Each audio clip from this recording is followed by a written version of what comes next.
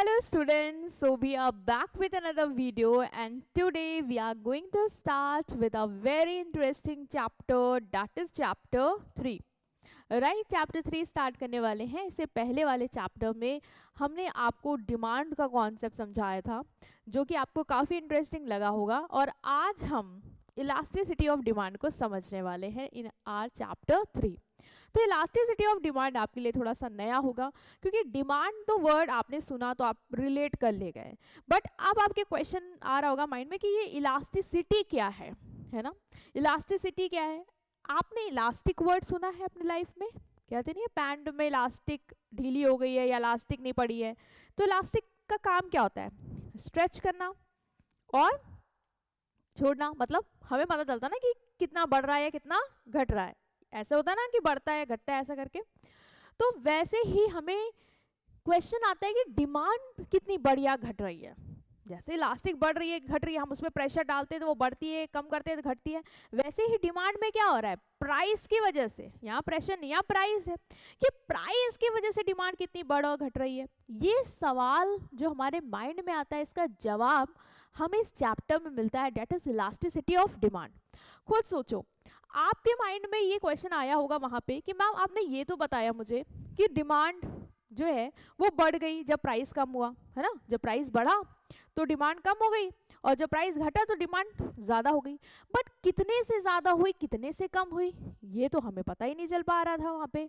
तो ये हमें कहाँ पता चलेगा? ये हमें पता चलेगा इलास्टिसिटी ऑफ डिमांड में. यहाँ पे हम कैलकुलेट करेंगे बेसिकली. आप देखोगे कि फॉर्मूला होता है उसमें हमें पता चलता है उसको वैल्यूज पुट करके कि कितने प्राइस बढ़ने से, मतलब 2 रुपये बढ़ा तो कितनी डिमांड में फर्क आया, है ना. ऐसे हम देख सकते हैं कि 10% मान लो प्राइस बढ़ा तो हमने देखा कि 40% से डिमांड गिर गई. तो हम लगा अरे यार प्राइस का इफेक्ट तो बहुत तगड़ा है फिर तो. और फिर हम कहीं देख रहे हैं कि प्राइस 10% से बढ़ा लेकिन डिमांड में कोई फर्क ही नहीं आया. डिमांड ना बढ़ी ना घटी, कोई फर्क नहीं, जैसी थी वैसी है. तो इसीलिए स्टूडेंट्स हम इलास्टिसिटी ऑफ डिमांड पढ़ते हैं ताकि हम पता लगा पाएँ कि हर बिजनेस हर सप्लायर से पता लगा पाए कि डिमांड या सप्लाई में जो भी इलास्टिसिटी है वो किस वजह से और क्या हो रहा है. ठीक है, आज हम इलास्टिसिटी ऑफ डिमांड पढ़ेंगे. जब हम सप्लाई पढ़ेंगे तो वहाँ पे हम इलास्टिसिटी ऑफ सप्लाई भी पढ़ेंगे. तो सबसे पहले हम आज के टाइम पे फोकस करेंगे, दैट इज हम समझेंगे कि इलास्टिसिटी ऑफ डिमांड हमारा क्या होता है. तो meaning of elasticity of demand और प्राइस इलास्टिसिटी ऑफ डिमांड, इसे हम प्राइस इलास्टिसिटी ऑफ डिमांड के नाम से भी जानते हैं. तो अगर इलास्टिसिटी ऑफ डिमांड बोले या प्राइस इलास्टिसिटी ऑफ डिमांड बोले, आप समझ जाना सेम चीज है. तो price elasticity of demand refers to the degree of responsiveness of quantity demand of a commodity to a change in its price while other factors remain constant. आपको पता है कि डिमांड को बाकी फैक्टर्स भी क्या करते हैं? अफेक्ट करते हैं. हम प्राइस इलास्टिसिटी ऑफ डिमांड में किसका रिलेशन बता रहे हैं? हम प्राइस और डिमांड से ही कर रहे हैं. हम कह रहे हैं कि प्राइस के बदलने पे, मतलब प्राइस के चेंज होने पे कमोडिटी के क्वांटिटी डिमांड में कितना फर्क आता है, किस डिग्री से किस क्वांटिटी से फर्क आता है, उसे ही हम बोलते हैं price elasticity of demand. So degree of responsiveness of quantity demand of a commodity to a change in its price. मतलब अगर प्राइस में बदलाव आया तो कितनी डिग्री से उस बदलाव के टुवर्ड मेरी डिमांड ने रिएक्ट किया. ठीक है, by keeping other factors constant is known as price elasticity of demand. Simple word में बोले बेटा हम तो बोलेंगे कि टेल अस, ये हमें बताती है कि how much the demand of good change when it's price change. कि जब कमोडिटी का प्राइस बदलता है तो कितनी उसकी डिमांड बदलती है, हमें ये बताता है. कि प्राइस मान लो 10% से बदला तो क्वांटिटी डिमांड 40% से गिर गई. ये प्राइस अगर 20% से कम हुआ तो डिमांड हमारी 10% से बढ़ गई. तो हमें बता देगा कि कितना प्राइस में बदलाव आने से मेरे क्वांटिटी डिमांड में कितनी डिग्री से क्या आया है, फर्क आया है, वो कितना बढ़ी या घटी है. ठीक है, सो इलास्टिसिटी ऑफ डिमांड क्या मेजर करती है? Extent of change in demand. ये हमें बताती है कि डिमांड में कितना बदलाव आया है, मतलब डिमांड कितने एक्सटेंट तक बदली है प्राइस में चेंज आने की वजह से, and the reaction of consumer to a change in price, और कंज्यूमर कैसे रिएक्ट करते हैं जब प्राइस बदलता है।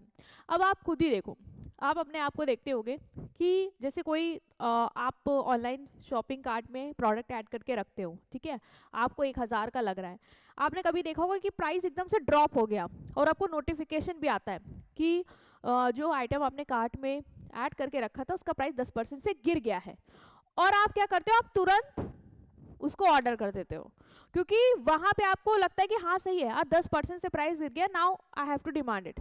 और सिर्फ आप नहीं, दुनिया में कितने लोगों ने इस प्रोडक्ट को ऐड करके रखा होगा कार्ट में और प्राइस डाउन का वेट कर रहे होंगे।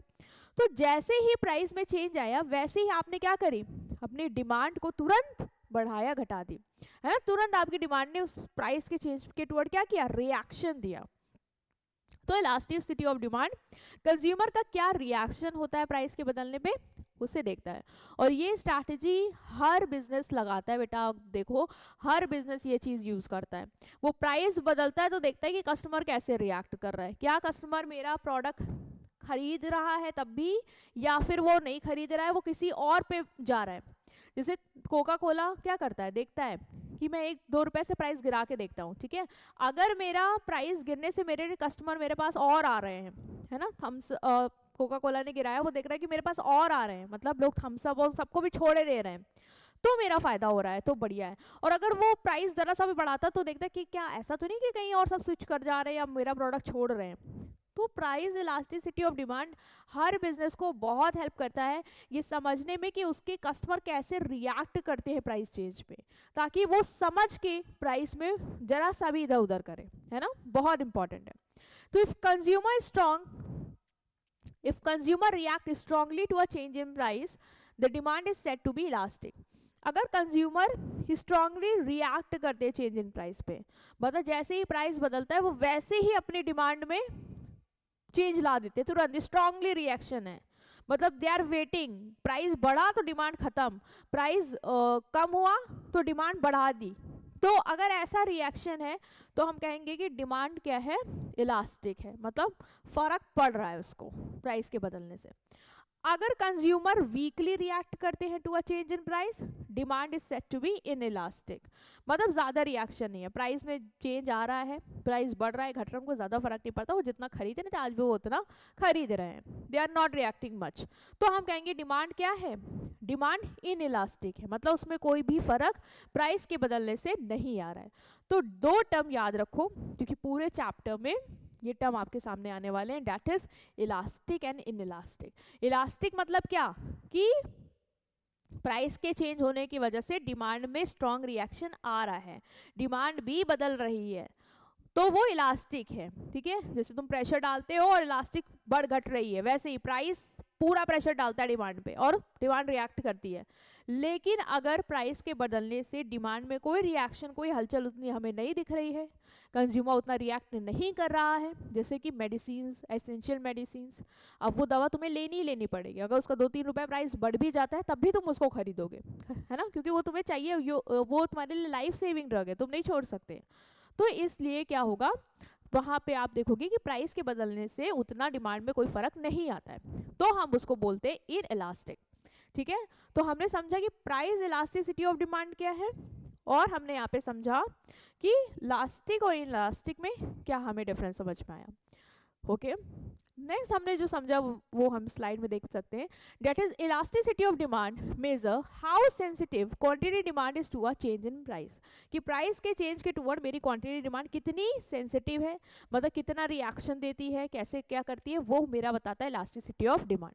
अगर डिमांड बहुत ज़्यादा चेंज होती है, ठीक है, if demand change a lot, demand is more elastic, मतलब प्राइस के बदलने से अगर आपकी डिमांड बहुत ज़्यादा चेंज होती है, मतलब प्राइस का जरा सा चेंज हुआ और डिमांड ने काफ़ी ज़्यादा रिएक्शन शो कर दिया, तो हम कहते हैं डिमांड ज़्यादा इलास्टिक है। अगर डिमांड सिर्फ थोड़ा सा चेंज हो या ना चेंज हो तो हम बोलते हैं डिमांड क्या है, लेस इलास्टिक है, ठीक है। अगर डिमांड बहुत ही थोड़ा सा रिएक्शन दे प्राइस के बदलने से, मतलब अगर आपने 10 रुपये प्राइस किया तो कल को 100 लोग खरीद रहे थे, हो सकता था आज को 10 रुपये के प्राइस बदलने से बढ़ने से मेरे सिर्फ 98 लोग खरीद रहे हैं। सो दो लोगों का फर्क है, मतलब डिमांड ने प्राइस के चेंज होने के टुवर्ड बहुत ही हल्का रिएक्शन दिया, तो उसमें हम डिमांड को क्या बोलते हैं, लेस इलास्टिक। जैसे मिल्क का एग्जांपल हो, मिल्क का प्राइस मान लो 15% से बढ़ गया और डिमांड क्या हुई 30% से गिर गई, तो यहाँ पे आपको क्या लग रहा है, कितना कितना रिएक्शन आया, प्राइस 15% से बढ़ा और डिमांड 30% से गिर गई, मतलब दुगना गिर गई। तो आप कहोगे हाँ मैम प्राइस के चेंज होने से डिमांड ने अच्छा खासा रिएक्शन शो कर दिया है। अब व्हीट पे आ जाओ, प्राइस 15% से बढ़ गया लेकिन डिमांड सिर्फ 5% से गिरी, क्या उसके बराबर रिएक्शन दिया, क्या उसका दुगना या उसका ऐसा रिएक्शन आया, नहीं, कम रिएक्शन दिया उसने। ठीक है, तो यहाँ पे क्या हम देख रहे हैं, यहाँ पे हम देख रहे हैं कि डिमांड क्या है, मोर इलास्टिक है ना, बहुत अच्छा रिएक्शन दिया, प्राइस बस 1 गुना बढ़ा तो डिमांड 2 गुना घट गई, बट यहाँ पे ऐसा नहीं है, प्राइस बढ़ा बट डिमांड में दुगुना और ऐसा कोई फर्क नहीं आया, उसके बराबर भी नहीं आया, उससे कम ही हल्का फर्क आया, तो this is demand is less elastic. ठीक है, तो हमने समझा अभी तक कॉन्सेप्ट कि इलास्टिसिटी ऑफ डिमांड क्या है, ये बताता है degree of responsiveness of quantity demand toward the change in price by keeping other factors constant, right. और हमने अच्छे से समझा कि इलास्टिसिटी ऑफ डिमांड में मोर elastic, less elastic, elastic, inelastic क्या है। ठीक है स्टूडेंट्स,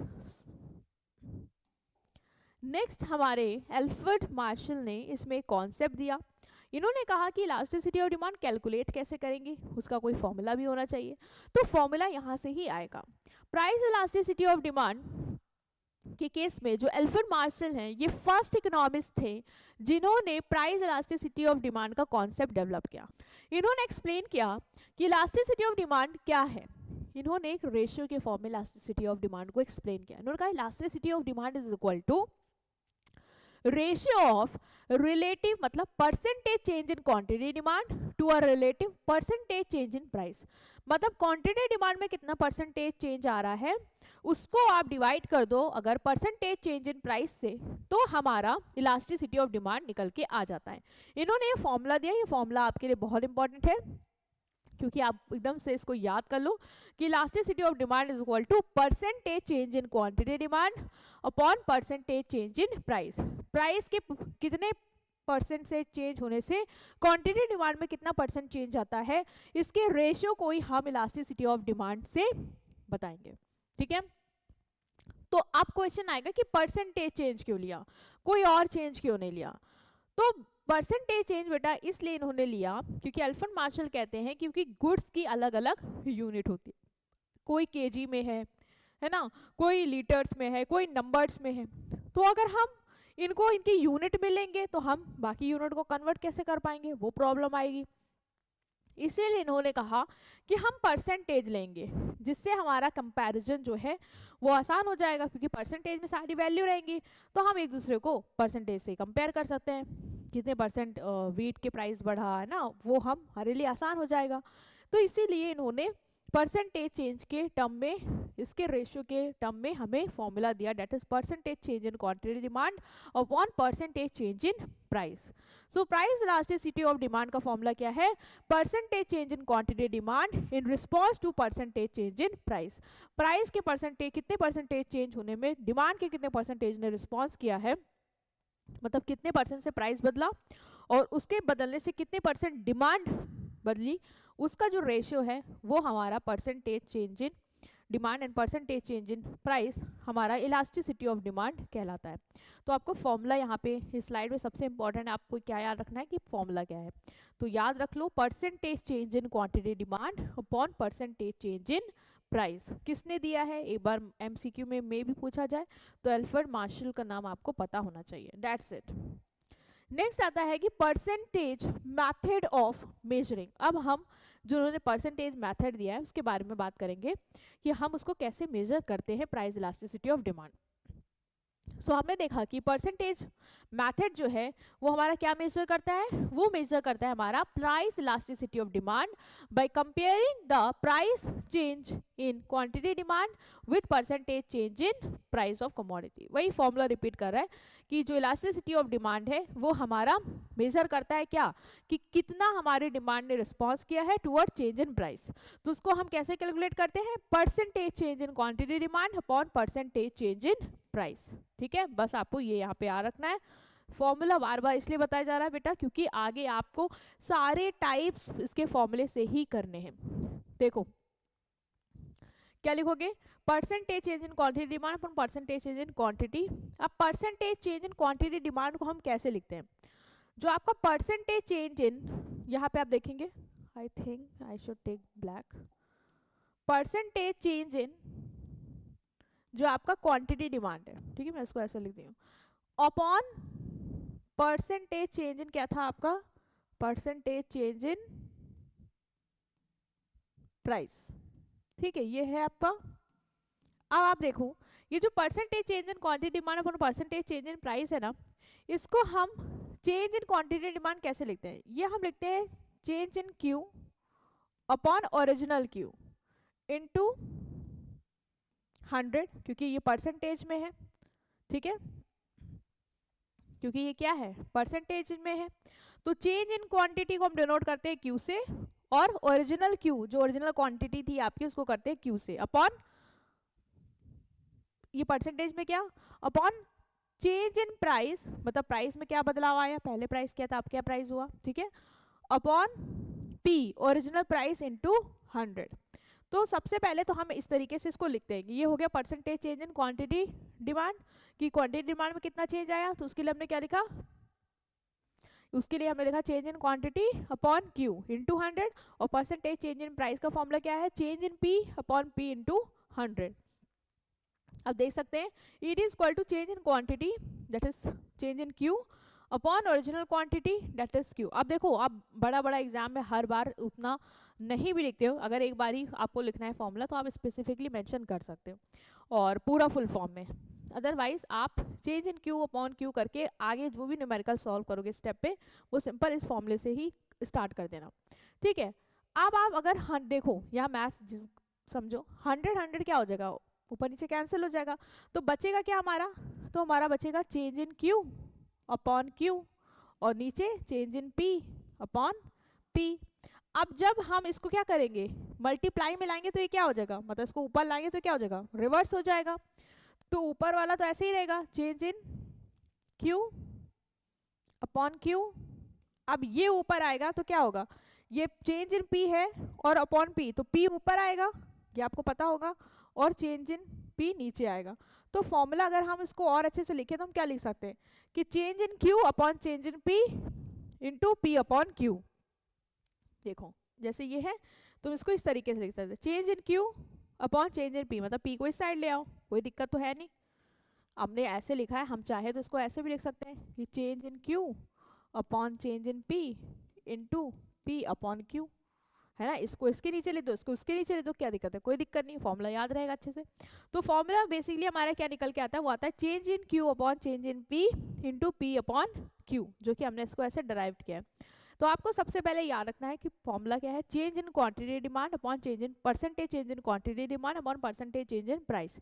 अब percentage change in quantity demand को कैसे लिखते हैं, change in q that is change in quantity upon original quantity into 100, और परसेंटेज इन प्राइस को कैसे लिखते हैं, change in price upon original price into 100। 100 हो जाएगा कैंसिल, देन हमारा बचेगा क्या, change in Q upon change in P upon P. अब ये ऊपर आएगा तो रिवर्स होगा, तो हमारा फॉर्मूला क्या हो जाएगा, P अपॉन चेंज इन P। ठीक है, तो इस तरीके से आप इसको याद रखोगे। तो आपको जो फॉर्मूला याद रखना है बेटा वो ये याद रखना है, इतनी कहानी आपको नहीं याद रखनी, आपको जो याद रखना फॉर्मूला वो याद रखना है कि change in Q upon change in P into P upon Q, ये है फॉर्मूला। बस आप इतना ये याद रख लो, डेट्स इट, आपको वहाँ डिराइव करने की जरूरत नहीं है। आप बस सिंपल लिखोगे percentage change in quantity demand और परसेंटेज चेंज इन प्राइस, और ये लिख के आप डायरेक्ट ये लिख सकते हो। ठीक है, सिंप्लीफाइड फॉर्मूला आपका ये बन के आ जाएगा। ओके, सो अब हम देखते हैं अपना नेक्स्ट। हमने फॉर्मूला समझ लिया, अब हमें जैसे इस फॉर्मूले से क्वेश्चंस को सॉल्व करना पड़ेगा, तो हम कैसे करेंगे। ठीक है, आपके क्वेश्चन एग्जाम में आई गेस नहीं है, एक बार कंफर्म भी कर सकते हैं आप लोग टीचर से, बट आपको पता होना चाहिए। तो हमने फॉर्मूला फाइनली क्या ड्राइव किया था, देखो हमें वैल्यू दी है P1 Q1, मतलब ये आपकी ओरिजिनल प्राइस है, वो आपकी ओरिजिनल क्वांटिटी। पहले प्राइस क्या था 50, तो क्वांटिटी डिमांड कितनी हो रही थी 100। फिर प्राइस क्या हो गया, बढ़ गया, प्राइस हो गया 60, तो क्वांटिटी डिमांड क्या हो गई 70, मतलब क्वांटिटी डिमांड आपकी कम हो गई, लोग अब कम डिमांड करने लगे, प्राइस के बढ़ने से डिमांड कम हो गई। ये तो हमें समझ में आया, लेकिन क्वेश्चन आता है कितने प्राइस घटा और कितनी, मतलब प्राइस तो बढ़ा, तो कितना प्राइस बढ़ा और उसकी वजह से कितने डिमांड घटी, ये हम कैसे कैलकुलेट करेंगे। तो हमें पता है कि हमें पता चल जाएगा वो प्राइस इलास्टिसिटी ऑफ डिमांड से। तो प्राइस इलास्टिसिटी ऑफ डिमांड क्या कहता है, वो कहता है आपका कि percentage change in quantity demand, मैं इसको यहाँ पे ले ऐसे लिखती हूँ, परसेंटेज चेंज, ठीक है, ये चेंज है, percentage change in quantity demand upon क्या होता है, परसेंटेज चेंज इन प्राइस, ठीक है। ये हो गया हमारा इलास्टिसिटी ऑफ डिमांड का formula, percentage change in quantity demand upon percentage change in price. अब हम क्या करेंगे, अब हम इसको एक्सपेंडेड फॉर्म में लिख लेंगे, जो कि अभी हमने देखा था। हमें सबसे पहले निकालना है percentage change in quantity demand, उसका फॉर्मूला क्या था, change in Q upon Q into 100, ठीक है। तो हम इसको लिख सकते हैं change in Q upon Q into 100, और ये नीचे क्या हो जाएगा, change in P upon P into 100, क्योंकि हमने इसको लिख लिया, percentage change in quantity demand का फॉर्मूला ये है और परसेंटेज चेंज इन प्राइस का फॉर्मूला ये है। अब हम क्या करेंगे, चेंज इन Q निकालेंगे। अब देखो चेंज इन Q कैसे निकलेगा, वो मैं यहाँ आपको दिखा रही हूँ कि चेंज इन Q निकलेगा कैसे, और चेंज इन P कैसे निकलेगा। तो बेटा चेंज इन क्यू निकालने का फॉर्मूला क्या होगा, हम क्या करेंगे, जो न्यू क्वांटिटी है उसको ओरिजिनल क्वांटिटी से माइनस करते हैं, न्यू माइनस ओल्ड, ठीक है, याद रखना। तो Q1 को हम करेंगे माइनस Q से, Q1 कितना है आपका, Q1 आपकी न्यू क्वांटिटी है 70, उसको माइनस करेंगे Q से, डेट इज 100, तो ये आपका क्या आएगा -30। -30 यहाँ पे माइनस साइन क्यों आ रहा है, वो इसलिए आ रहा है क्योंकि इनवर्स रिलेशन होता है प्राइस और डिमांड में। आप जब न्यूमेरिकल सॉल्व करोगे आपको माइनस लिखने की जरूरत नहीं है, बट आपको दिमाग में रखना है माइनस आ रहा है, क्यों आ रहा है, क्योंकि प्राइस और क्वांटिटी में कैसा रिलेशन होता है, इनवर्स, एक बढ़ता है तो एक घटता है, तो माइनस साइन वही शो करता है, inverse relation. Change in P का फॉर्मूला क्या होता है, P1 माइनस P। P1 कितना है आपका, P1 है आपका 60 और P कितना है आपका 50, तो चेंज इन P आपका कितना आ गया 10। ये याद रखो और ये याद रखो, ये आपको निकालना होगा और आपको आप फॉर्मूले में पुट करना। तो चेंज इन क्यू का फॉर्मूला याद रखो, चेंज इन क्यू का फॉर्मूला होता है Q1 माइनस क्यू, मतलब न्यू में से आप ओल्ड वाली क्वांटिटी को क्या करोगे, माइनस करोगे, उसमें न्यू वाले प्राइस में से ओल्ड वाले प्राइस को माइनस करोगे। अब चेंज इन क्यू हमारा कितना आया है -30, ठीक है, हम लिख सकते हैं यहाँ पे, तो हमें माइनस साइन करने की जरूरत नहीं, हमने लिखा 30। क्यू हमारा कितना था, original quantity, that is 100 into 100 upon change in P कितना था, चेंज इन P हमने कितना निकाला, चेंज इन P हमने निकाला है हमारा 10। हम इतना डिटेल में भी यही वाला कर रहे हैं, इसके बाद तो आप डायरेक्ट फॉर्मूला रख के भी हो जाएगा आपका। और P हमारा कितना है 50 इंटू 100, आपको पता है 100 100 तो हो जाएगा हमारा कैंसिल, ठीक है, तो हम इसको यहीं पे कैंसिल कर सकते हैं। अब 30 अपॉन 100 हमने क्या बताया था आपको, चेंज इन P ऊपर आ जाएगा, change in P upon Q, जो P ऊपर आ जाएगा चेंज इन P नीचे, मतलब ये इन्वर्स होगा, परसेंटेज चेंज क्या होगा, इन्वर्स होगा। तो हमने ऊपर लिखा क्या 50 अपॉन 10, ये आपको पता है, ये आके ऊपर क्या होगा, इन्वर्स हो जाएगा। तो अब देखो क्या हो जाएगा, 0 में 0 कैंसिल, 0 में 0, 5 1 5 2, 2 और 3, मतलब कि हमारा क्या आ रहा है 3/2, तो 3/2 को हम क्या लिख सकते हैं 1.5, क्या लिख सकते हैं 1.5। आप चाहते तो आप डायरेक्ट कर सकते थे, डायरेक्ट क्या, आप सिर्फ ईडी का फॉर्मूला क्या रखते, आप ईडी का फॉर्मूला अगर ये भी रखते क्या कि चेंज इन क्यू, ठीक है, मतलब आपने जो अभी तक ये वाला फॉर्मूला समझा ये हमने डिटेल में रखा, आप अगर इसको डायरेक्ट रखते कि change in Q upon change in P into P upon Q, जो कि हमने यहाँ देख लो वही किया है, चेंज इन क्यू है फिर चेंज इन P है, ठीक है, हमने रिवर्स ही तो किया है, change in Q change in P into P upon Q. तो इस तरीके से अगर आप पुट करते तो आपका वही आंसर आता सेम, क्योंकि ये इक्वेशन इसके ही बराबर है हमारी, ठीक है। देखो 50 क्या है, P है, तो P देखो 50 ऊपर है, Q नीचे है, तो अब देखो Q हमारा जो निकाला है हमने, मतलब कटने के बाद तो ऑफ कोर्स वो 10 हो गया, तो वो है। ठीक है, तो इस तरीके से हम ये देख रहे हैं कि हम इस तरीके से डायरेक्ट फॉर्मूला भी रख सकते हैं, या हमने आपको एक बार एक एक करके स्टेप में उसको समझाया भी है। सबसे पहला स्टेप था हमने फॉर्मूला पुट किया, percentage change in quantity upon percentage change in price. फिर हमने इसको कन्वर्ट कर लिया, that is change in Q upon Q into 100, that is percentage change in quantity demand upon change in P upon P into 100, that is percentage change in price। फिर हमने value put करी, value put करने के बाद 100 हमारा cancel हो गया, फिर 30 अपॉन 100 डिवाइडेड बाय 10 अपॉन 50 था। ये ऊपर आएगा तो क्या हो जाएगा, रेसिप्रोकेट हो जाएगा, तो हमने इसको वो कर दिया 30 अपॉन 100 इंटू 50 अपॉन 10, इसको काटा, हमारा क्या आ गया 1.5। अब याद रखो कि प्राइस इलास्टिसिटी ऑफ डिमांड हमारी कितनी आई है 1.5। क्लियर है, हमारी प्राइस इलास्टिसिटी ऑफ डिमांड क्या आई है 1.5। तो अब आप देख सकते हो कि यहाँ पे बताया जा रहा है आपको कि रिजल्ट का क्या हमारी इंटरप्रिटेशन है, कि नेगेटिव साइन आपने देखा था वहाँ पे आया था -30। ये क्या शो करता है कि इनवर्स रिलेशनशिप है हमारा प्राइस और क्वांटिटी डिमांड में। वैल्यू हमारी क्या आई है 1.5 आई है, जो कि हमारी 1 से क्या है ज़्यादा है, इसीलिए हम ये कहेंगे कि डिमांड क्या है इलास्टिक है। अब आपको एक चीज़ याद रखनी है कि अगर 1 के इक्वल आती है तो बराबर है, मतलब जितना परसेंटेज चेंज इन प्राइस आ रहा है उतना परसेंटेज चेंज इन डिमांड आ रहा है। अगर 1 से ज़्यादा आती है, ठीक है, अगर इलास्टिसिटी ऑफ डिमांड का आंसर आपका 1 से ज़्यादा आता है, जैसे यहाँ पे आया, तो समझ के रखना कि परसेंटेज चेंज इन प्राइस की वजह से जो क्वांटिटी डिमांड में चेंज आ रहा है वो क्या आ रहा है, ज़्यादा आ रहा है। मतलब प्राइस में चेंज क्या है, कम है, और क्वांटिटी डिमांड में परसेंटेज क्या है, ज़्यादा है। ठीक है, क्योंकि आप देखो यहाँ पे प्राइस कितने से बदला था, चेंज हुआ था 1% से, लेकिन क्वांटिटी डिमांड कितने से बदली 1.5% से। मतलब प्राइस में चेंज कम है और क्वांटिटी डिमांड में परसेंटेज क्या है, ज़्यादा है। जैसे आप यहाँ पे अगर देखेंगे भी तो मेरा percentage change in quantity demand अगर मैं निकालूं और परसेंटेज चेंज इन प्राइस निकालूं, तो आप देखेंगे कि जो क्वांटिटी डिमांड में चेंज आया है वो प्राइस के मुकाबले ज़्यादा आएगा। ठीक है, तो वही चीज़ उन्होंने यहाँ पे बोली कि परसेंटेज चेंज इन प्राइस जो है आपका 1% है और परसेंटेज चेंज इन डिमांड आपका 1.5%, क्योंकि ईडी आपकी क्या होगी 1 होगी, तो 1 से अगर ज़्यादा आता है, ये माइंड में रखना, 1 से अगर ज़्यादा आता है इसका मतलब होता है कि प्राइस के चेंज से ज़्यादा आपका डिमांड में चेंज आ रहा है। ठीक है, तो हम बोलेंगे डिमांड क्या है मेरी, इलास्टिक है, जो कि हमने पढ़ा भी था। इलास्टिक इन इलास्टिक में डिफरेंस क्या होता है, इन इलास्टिक में होता है कि डिमांड में कोई चेंज नहीं आ रहा है, बहुत हल्का चेंज आ रहा है प्राइस के बदलने से, बट आप यहाँ देखते हो कि प्राइस कम से बदलता है लेकिन डिमांड उसके टुवर्ड रिएक्शन ज़्यादा से देती है। ठीक है, उसी के बेसिस पे हमने degree of price elasticity of demand निकाली है।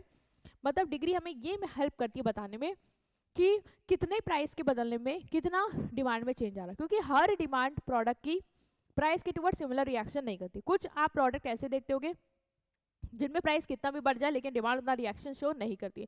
कुछ में ऐसा होता है कि प्राइस ज़रा सा भी बढ़ता है और डिमांड तुरंत गिर जाती है ज़्यादा अमाउंट से। क्यों? क्योंकि लोगों के पास हो सकता है सब्स्टिट्यूट अवेलेबल हो, जैसे कोका कोला ने अपने प्राइस 2 रुपये से भी बढ़ाया तो लोग सोचते छोड़ लो ना, इसको क्यों लेना, थम्स अप ले लेंगे, क्योंकि वहाँ पे सब्स्टिट्यूट अवेलेबल है, इस वजह से रीज़न हो सकता है। तो इसकी वजह से हम क्या करते हैं, इलास्टिसिटी ऑफ डिमांड को डिग्री के हिसाब से अलग अलग कैटेगरीज में, टाइप्स में डिवाइड करते हैं। ठीक है, तो elasticity of demand is not same for all commodities. सारी कमोडिटीज के लिए हमारी इलास्टिसिटी ऑफ डिमांड क्या सेम नहीं होती है, क्योंकि कुछ प्राइस की वजह से ज़्यादा रिएक्शन शो करते हैं और कुछ प्राइस के चेंज होने की वजह से उतना रिएक्शन हमारा शो नहीं करते हैं डिमांड। तो उसके बेसिस पे अलग अलग गुड्स के लिए हमने अलग अलग कैटेगरीज बना रखी हैं। For different goods the effect of price same change in price में be high for some good, low for other, और sometime not effect at all.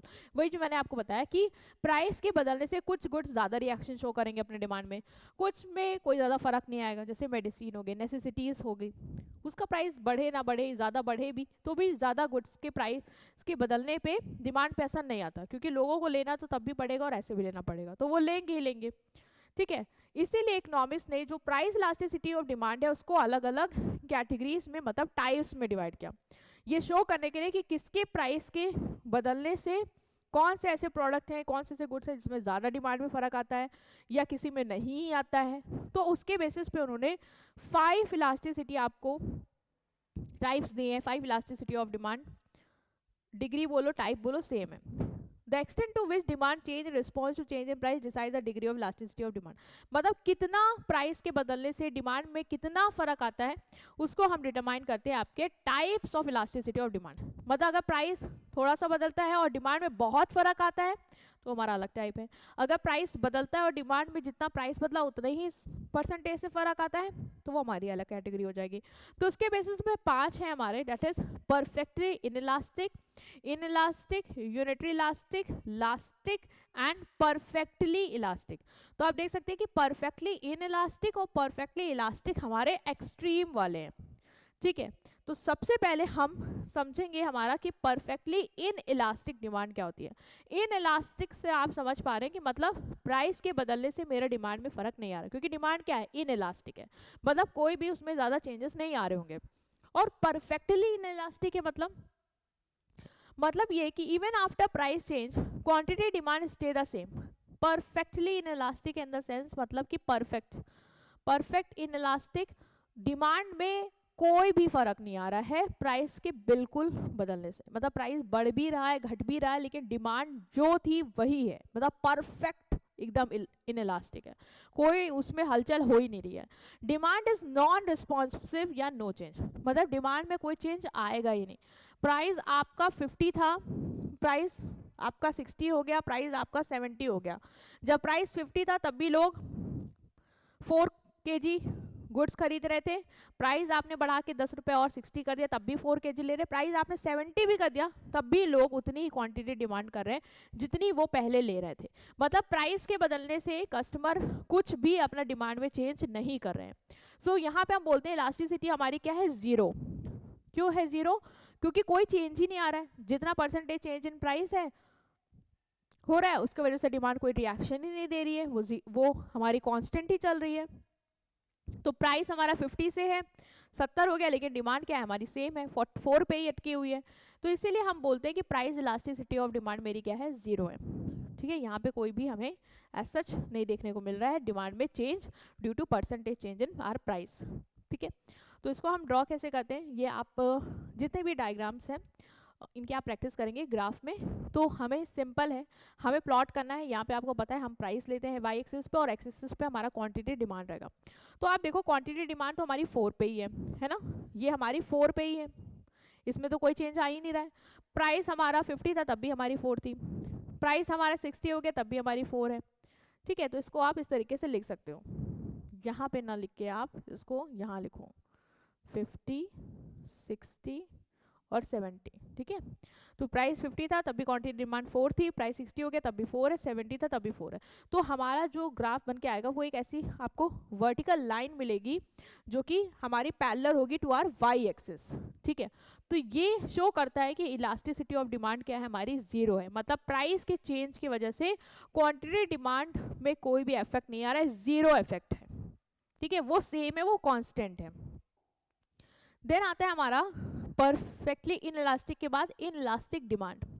In elastic demand मतलब लेस इलास्टिक, यहाँ पे ऐसा आपको लग रहा है इन इलास्टिक है, तो in elastic perfectly inelastic मतलब तो जो हमने भी पढ़ा कि डिमांड में प्राइस के बदलने से बिल्कुल फर्क नहीं आ रहा है।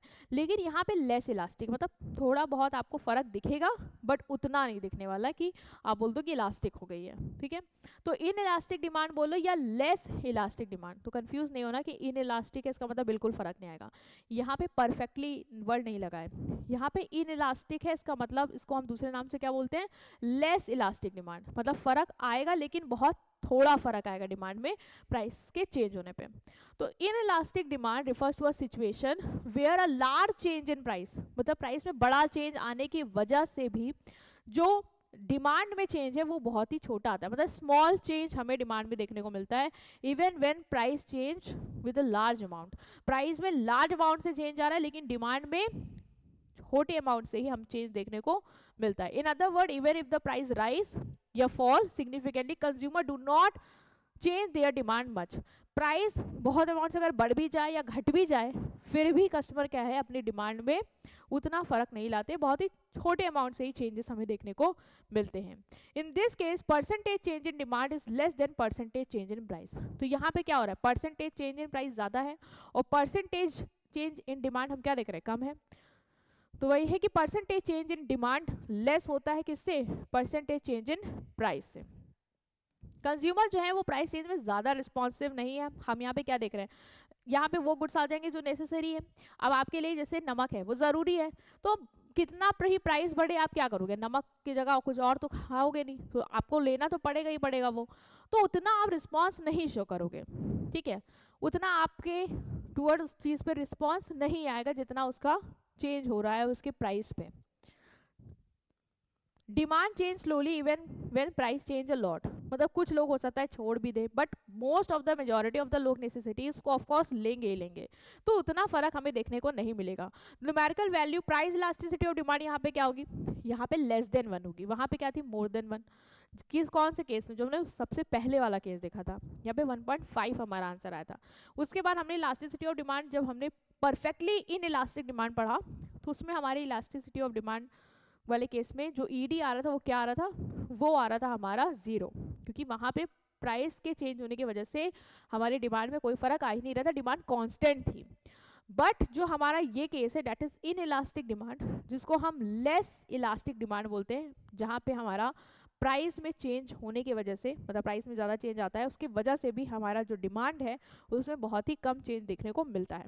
इस केस में हमारी जो ईडी की value that is elasticity of demand की वैल्यू होती है वो लेस देन 1 होती है, ठीक है, लेस देन 1 ही ये शो कर रहा है कि percentage change in demand less है then percentage change in price. Mostly same in necessary good, ज़्यादातर से आपको नेसेसरी गुड में दिखेगा क्योंकि वो आप कंज्यूम करोगे ही करोगे, तो प्राइस के 1-2 रुपए बढ़ने या कुछ घटने से भी आपको उतना फर्क नहीं पड़ने वाला यहाँ पे। Since a large change in price bring a small change in quantity demand, the demand for wheat is inelastic। जैसे गेहूं है, तो गेहूं तो आपको कंज्यूम करने होंगे, अब गेहूं का प्राइस मान लो बढ़ भी गया, ठीक है, कल को 25 रुपए था, आज को 25 था, कल को 35 रुपए भी हो गया, तब भी मोस्ट ऑफ द लोग, मेजोरिटी ऑफ द लोग गेहूं लेंगे ही लेंगे, आटा रोटी खाएंगे ही खाएंगे, है ना। कुछ लोग हो सकते हैं जो कहते हैं कि हम रोटी नहीं खाएंगे, हम सिर्फ चावल खा लेंगे, लेकिन मेजोरिटी ऑफ द लोग तो लेंगे ही। तो प्राइस आप देख रहे हो यहाँ पे 25 kg पर प्राइस से, मतलब ₹25 से 35 हो गया, 10 रुपए से प्राइस बढ़ गया, फिर भी क्वांटिटी डिमांड में क्या था, पहले लोग 10 किलो ले रहे थे, आज 9 किलो ले रहे हैं, मतलब सिर्फ 1 kg का फर्क देखने को मिल रहा है। तो हम देख रहे हैं क्वांटिटी डिमांड में 1 kg का फर्क आ रहा है, लेकिन प्राइस में हमारा कितना इंक्रीमेंट हो गया, 10 रुपए का। तो यहाँ पे हमें ये समझ में आ रहा है कि प्राइस तो ज्यादा अमाउंट से बढ़ा है, लेकिन डिमांड हमारी उतनी ज्यादा उससे नहीं घटी है, बहुत ही स्मॉल चेंज देखने को मिला है। तो इसलिए बोलते हैं यहाँ पे इलास्टिसिटी ऑफ डिमांड हमारी लेस देन 1 होगी और डिमांड हमारी लेस इलास्टिक है। हम क्या करेंगे, इसको जो हमारा डिमांड शेड्यूल है फॉर वीट, इसको हमने देखा, इलास्टिसिटी ऑफ डिमांड में पता चली लेस देन 1 है। अब इसको हम कैलकुलेट करते हैं, ठीक है, कि हमें पता चला लेस देन 1 है, बट एग्जैक्ट क्या कैलकुलेशन आ रही है वो हम देख लेते हैं। सो सिंपल है, सबसे पहले हमें पता है फॉर्मूला क्या होता है हमारा, तो अगर हम अपना फॉर्मूला लिखेंगे तो E D is equal to क्या था, change in percentage change in quantity demand upon percentage change in price. तो हम इसको लिख सकते हैं percentage change in quantity demand, जिसको मैं क्यू डी लिख रही हूँ, अपॉन परसेंटेज चेंज इन, आप पूरा लिख लेना, ठीक है, क्यू डी को quantity demand, percentage change in price. तो अगर हम इसको लिखें अब कि percentage change in quantity demand का फॉर्मूला क्या होता है, परसेंटेज चेंज इन प्राइस, तो हमने देखा था कि क्वांटिटी डिमांड में क्या है परसेंटेज चेंज का formula, change in Q upon Q into 100, ठीक है, original price original quantity upon 100 into change in price upon original price into 100, ठीक है। अब हमें क्या करना है, चेंज इन क्यू और चेंज इन पी की वैल्यू निकाल लेना है। सिंपल स्टेप बाय स्टेप करेंगे। अब हम चेंज इन क्यू की वैल्यू निकाल लेंगे और चेंज इन पी की वैल्यू आप साइड में इसको रफ वर्क में निकाल सकते हो। चेंज इन क्यू का फॉर्मूला क्या है, जो कि हमारा new quantity minus old quantity, और चेंज इन प्राइस का new price minus old price. तो चेंज इन क्वांटिटी क्या है, पहले क्वांटिटी क्या थी और अब क्वांटिटी क्या है देखते हैं।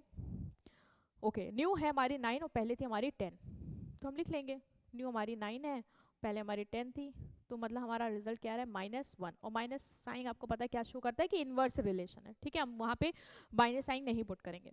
चेंज इन पी क्या है, चेंज इन पी का फॉर्मूला P1 माइनस पी की 1 क्या है, न्यू प्राइस क्या हुआ,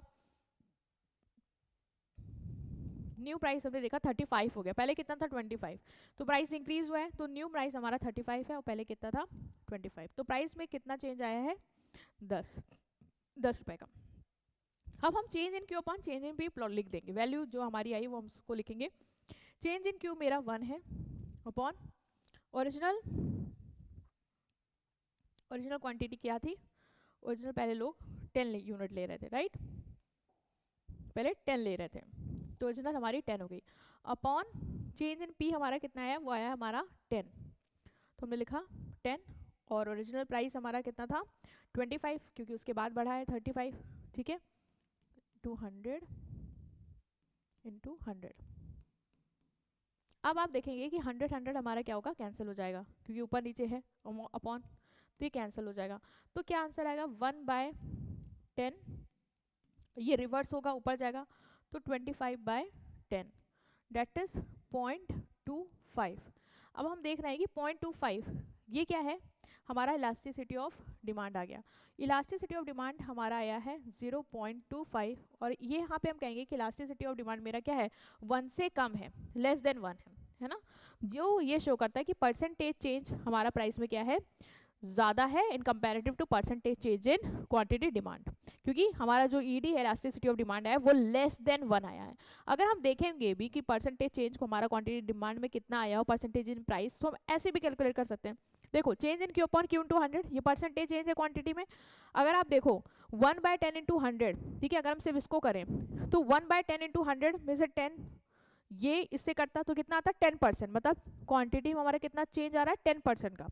अगर चेंज इन प्राइस निकालते, परसेंटेज चेंज इन प्राइस सिर्फ इस पे बात करते हैं, तो change in P upon P into 100, तो 10/25 इंटू 100 होता, इसको आप काटते तो आता आपका कितना 4, ठीक है, तो 40%। इसका मतलब परसेंटेज चेंज प्राइस में कितना आ रहा है आपका 10, और परसेंटेज चेंज क्वांटिटी में कितना आ रहा है आपका 10, और परसेंटेज चेंज इन प्राइस आपका कितना आ रहा है 40, मतलब प्राइस 40% से बढ़ रहा है लेकिन क्वांटिटी डिमांड सिर्फ 10% से गिर रही है, जो ये शो कर रहा है कि परसेंटेज चेंज आपका प्राइस में ज़्यादा है इन कंपैरेटिव टू डिमांड।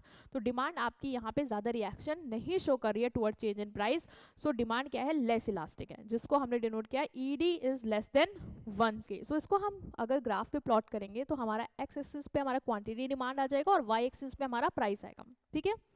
अब देखो हमने इस साइड अपना क्वांटिटी डिमांड प्लॉट कर लिया और इस साइड प्राइस में क्या आ रहा था, प्राइस 25 से 35 बढ़ रहा था, जो कि हमने देखा, और क्वांटिटी डिमांड हमारी प्राइस के रिएक्शन में 10 kg से 9 kg घट रही थी, ठीक है। तो प्राइस अगर देखें हम तो प्राइस 25 से क्या हो गया 35 हो गया, मतलब प्राइस में हमने राइस अभी कैलकुलेट किया था कितना आया था 40%, और डिमांड में फॉल कितना आया था 10%। देखो डिमांड 10 से 9 हो गई।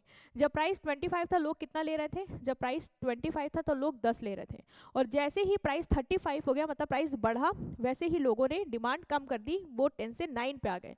लेकिन जो फॉल हुआ है डिमांड में वो परसेंटेज वाइज देखो तो सिर्फ 10% है, और राइस जो हुआ है प्राइस में वो परसेंटेज वाइज देखो तो 40% है, मतलब प्राइस में राइस ज्यादा है और उसके कंपैरेटिव डिमांड में फॉल कम है। इसका मतलब डिमांड कम रिएक्ट कर रही है टुवर्ड चेंज इन प्राइस। सो हम ये कहेंगे कि डिमांड हमारी क्या है, डिमांड हमारी इनइलास्टिक है, मतलब लेस इलास्टिक है, ज्यादा इलास्टिसिटी शो नहीं कर रही है, ठीक है।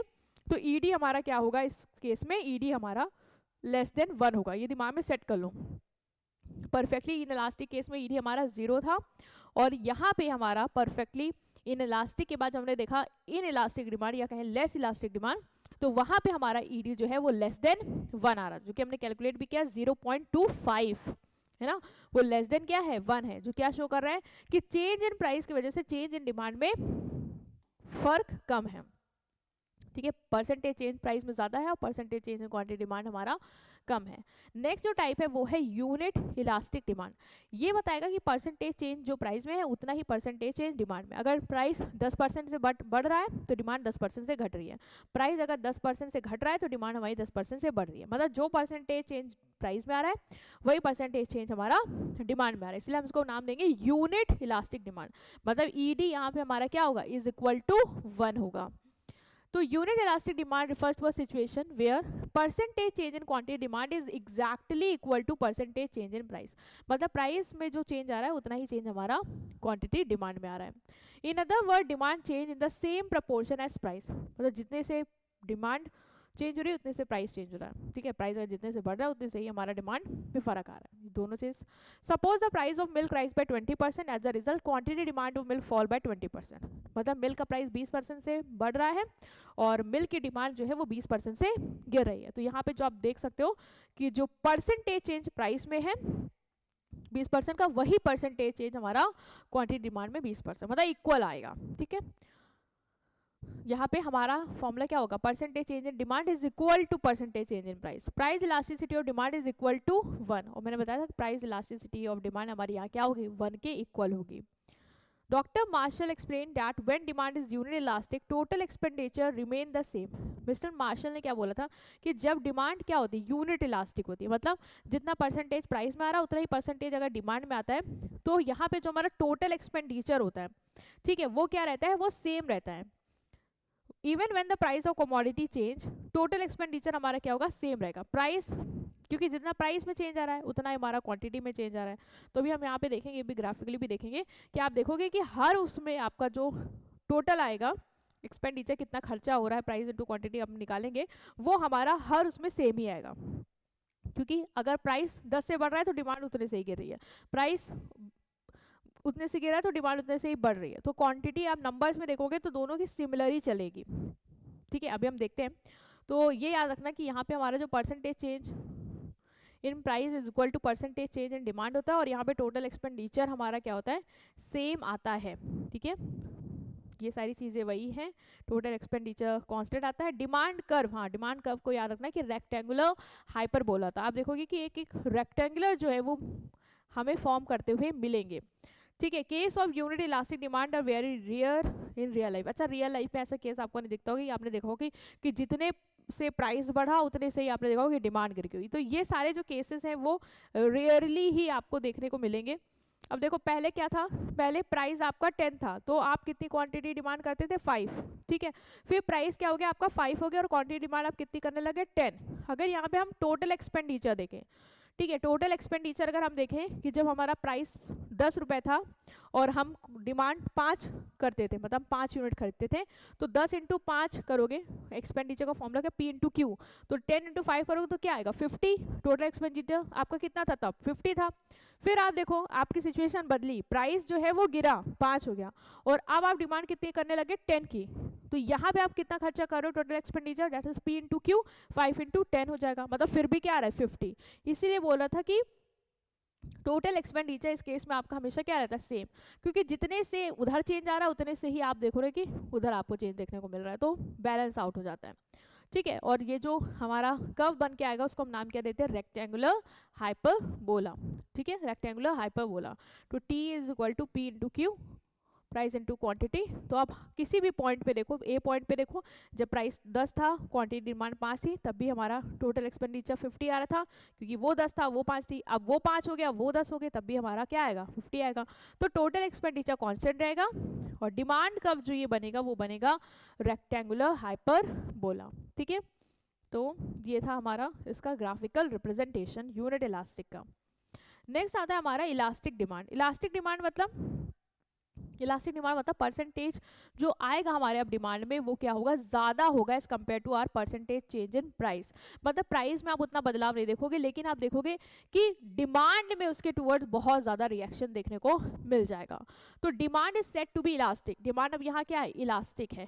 When small change in price leads to much larger change in quantity demand. देखो उसके अपोजिट है, वहाँ पे क्या था, वहाँ पे हम बोले थे कि प्राइस में चेंज जो है वो बड़े अमाउंट से आता है और डिमांड में उसके कंपैरेटिव हम देख रहे थे कम आ रहा है। यहाँ अपोजिट देख रहे हैं कि प्राइस में चेंज जरा सा भी आता है, ठीक है, परसेंटेज चेंज जो प्राइस में वो कम है, लेकिन उसके टूवर्ड जो रिएक्शन आ रहा है डिमांड में, मतलब जो उसका परसेंटेज चेंज है वो क्या है, बहुत ज़्यादा है।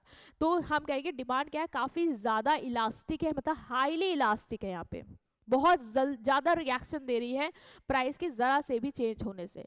कंज्यूमर बहुत सेंसिटिव है प्राइस को लेके यहाँ पे। तो percentage change in demand is greater than percentage change in price. तो यहाँ पे प्राइस इलास्टिसिटी ऑफ डिमांड क्या होगी, 1 से ज़्यादा होगी।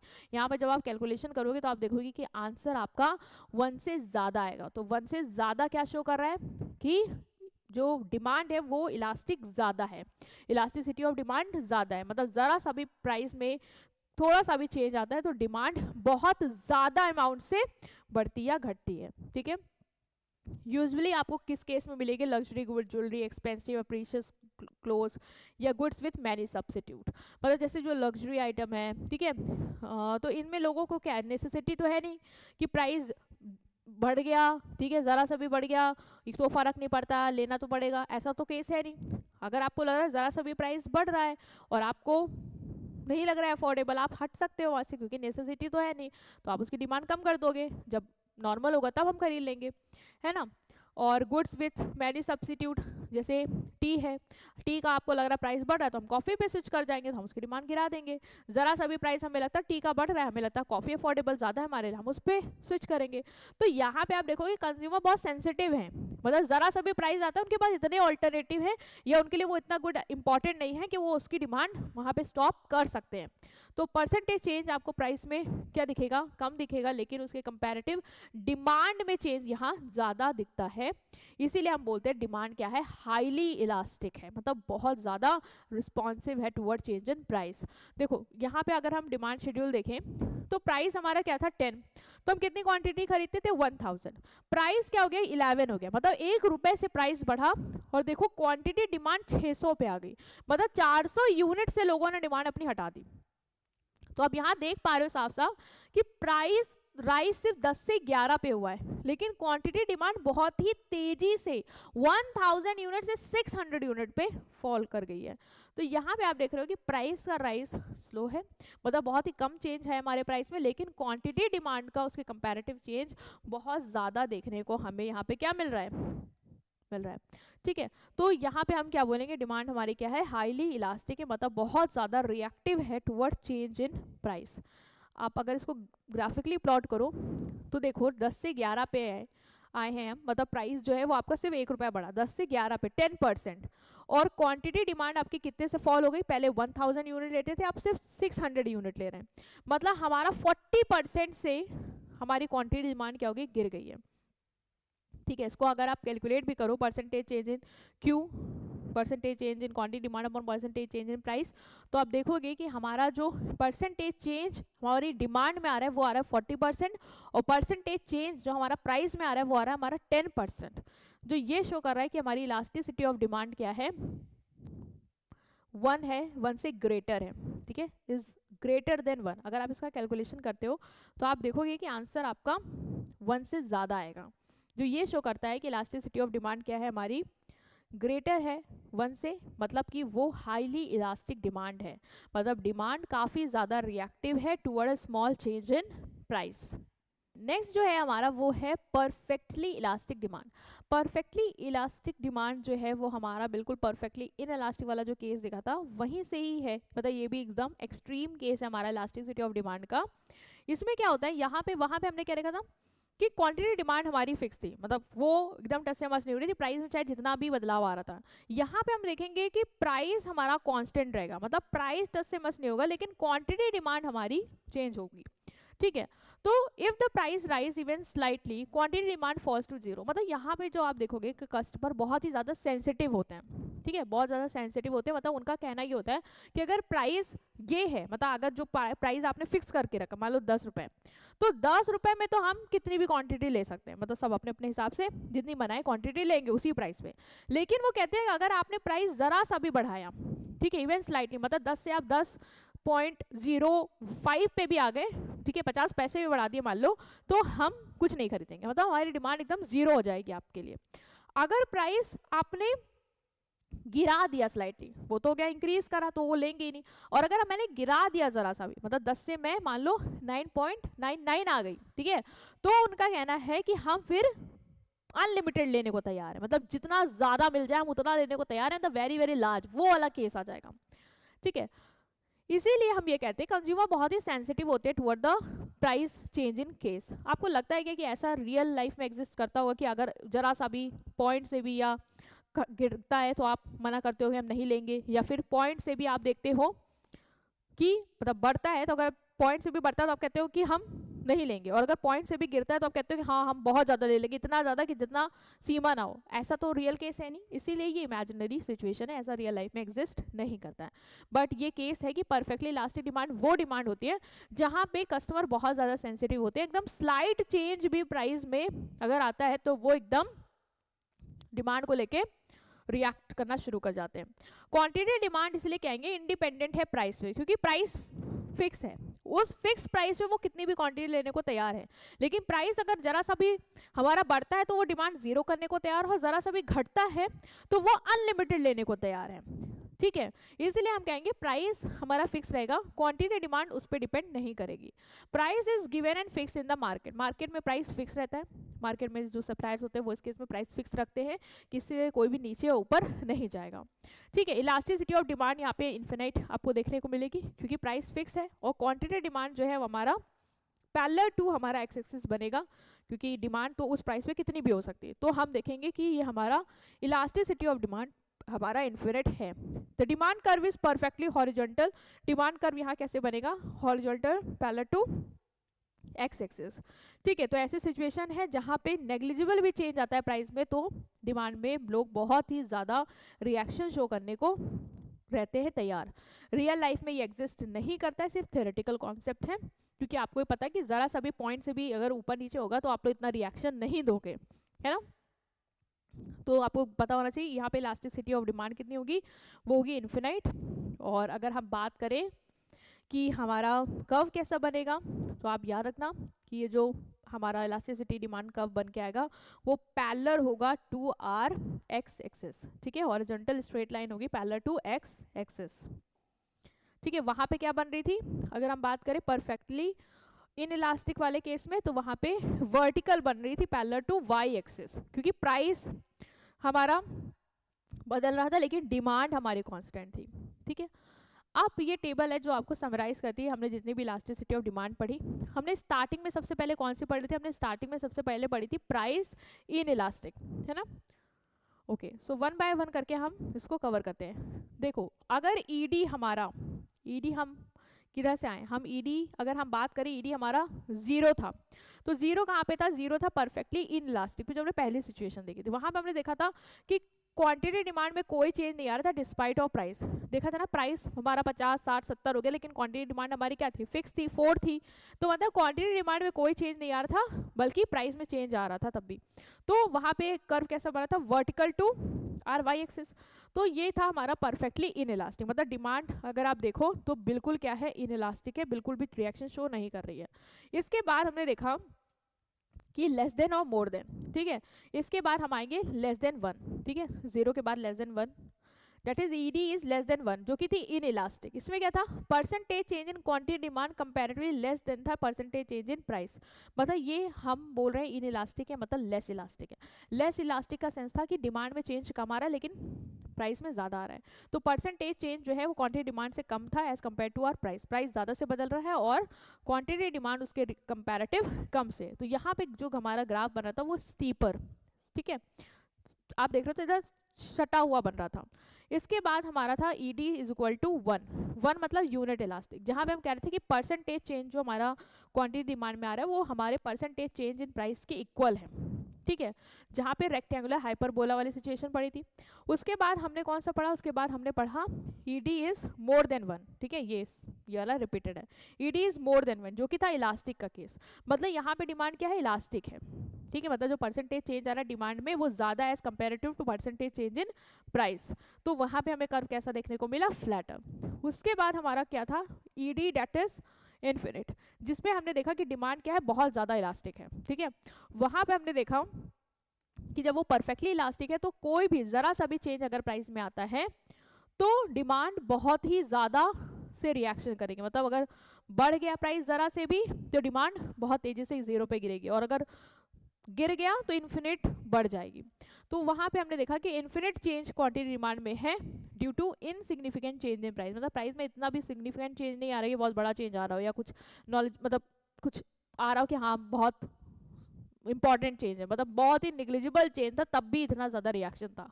तो यहाँ पे कर्व हमने देखा कैसा था, horizontal to x axis, right. So ये आप एक बार गो थ्रू कर लेना टेबल को, ताकि आपका एक बार रिवीजन हो जाए कि किस में क्या कर्व बन रहा था और किस में सिचुएशन क्या देखने को मिली है।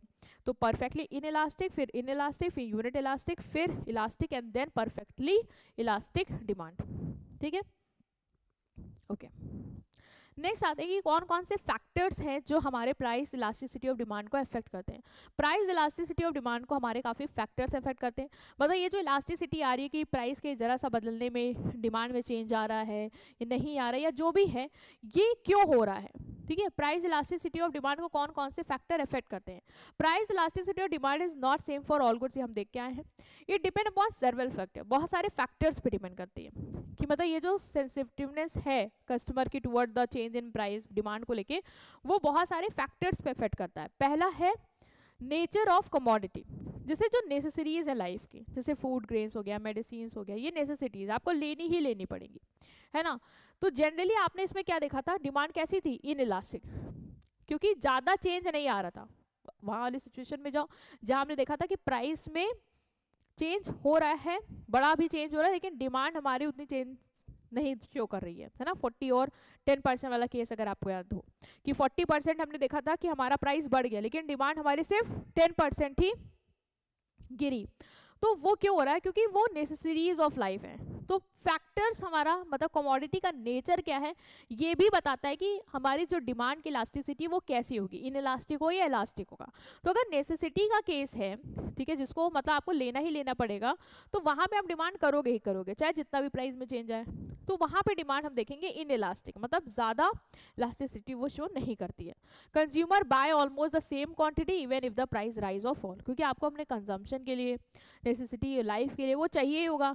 तो भले ही प्राइस में कोई भी चेंज आए, बढ़े घटे, आप उतना क्वांटिटी खरीदोगे जितना आप खरीद रहे हो। लग्जरी गुड में क्या होता है, जैसे कि प्रीशियस क्लोथ है, big size, colour, TV set, jewellery, इनकी इलास्टिक डिमांड होती है, क्योंकि ये बहुत ज़रूरी थोड़ी ना है।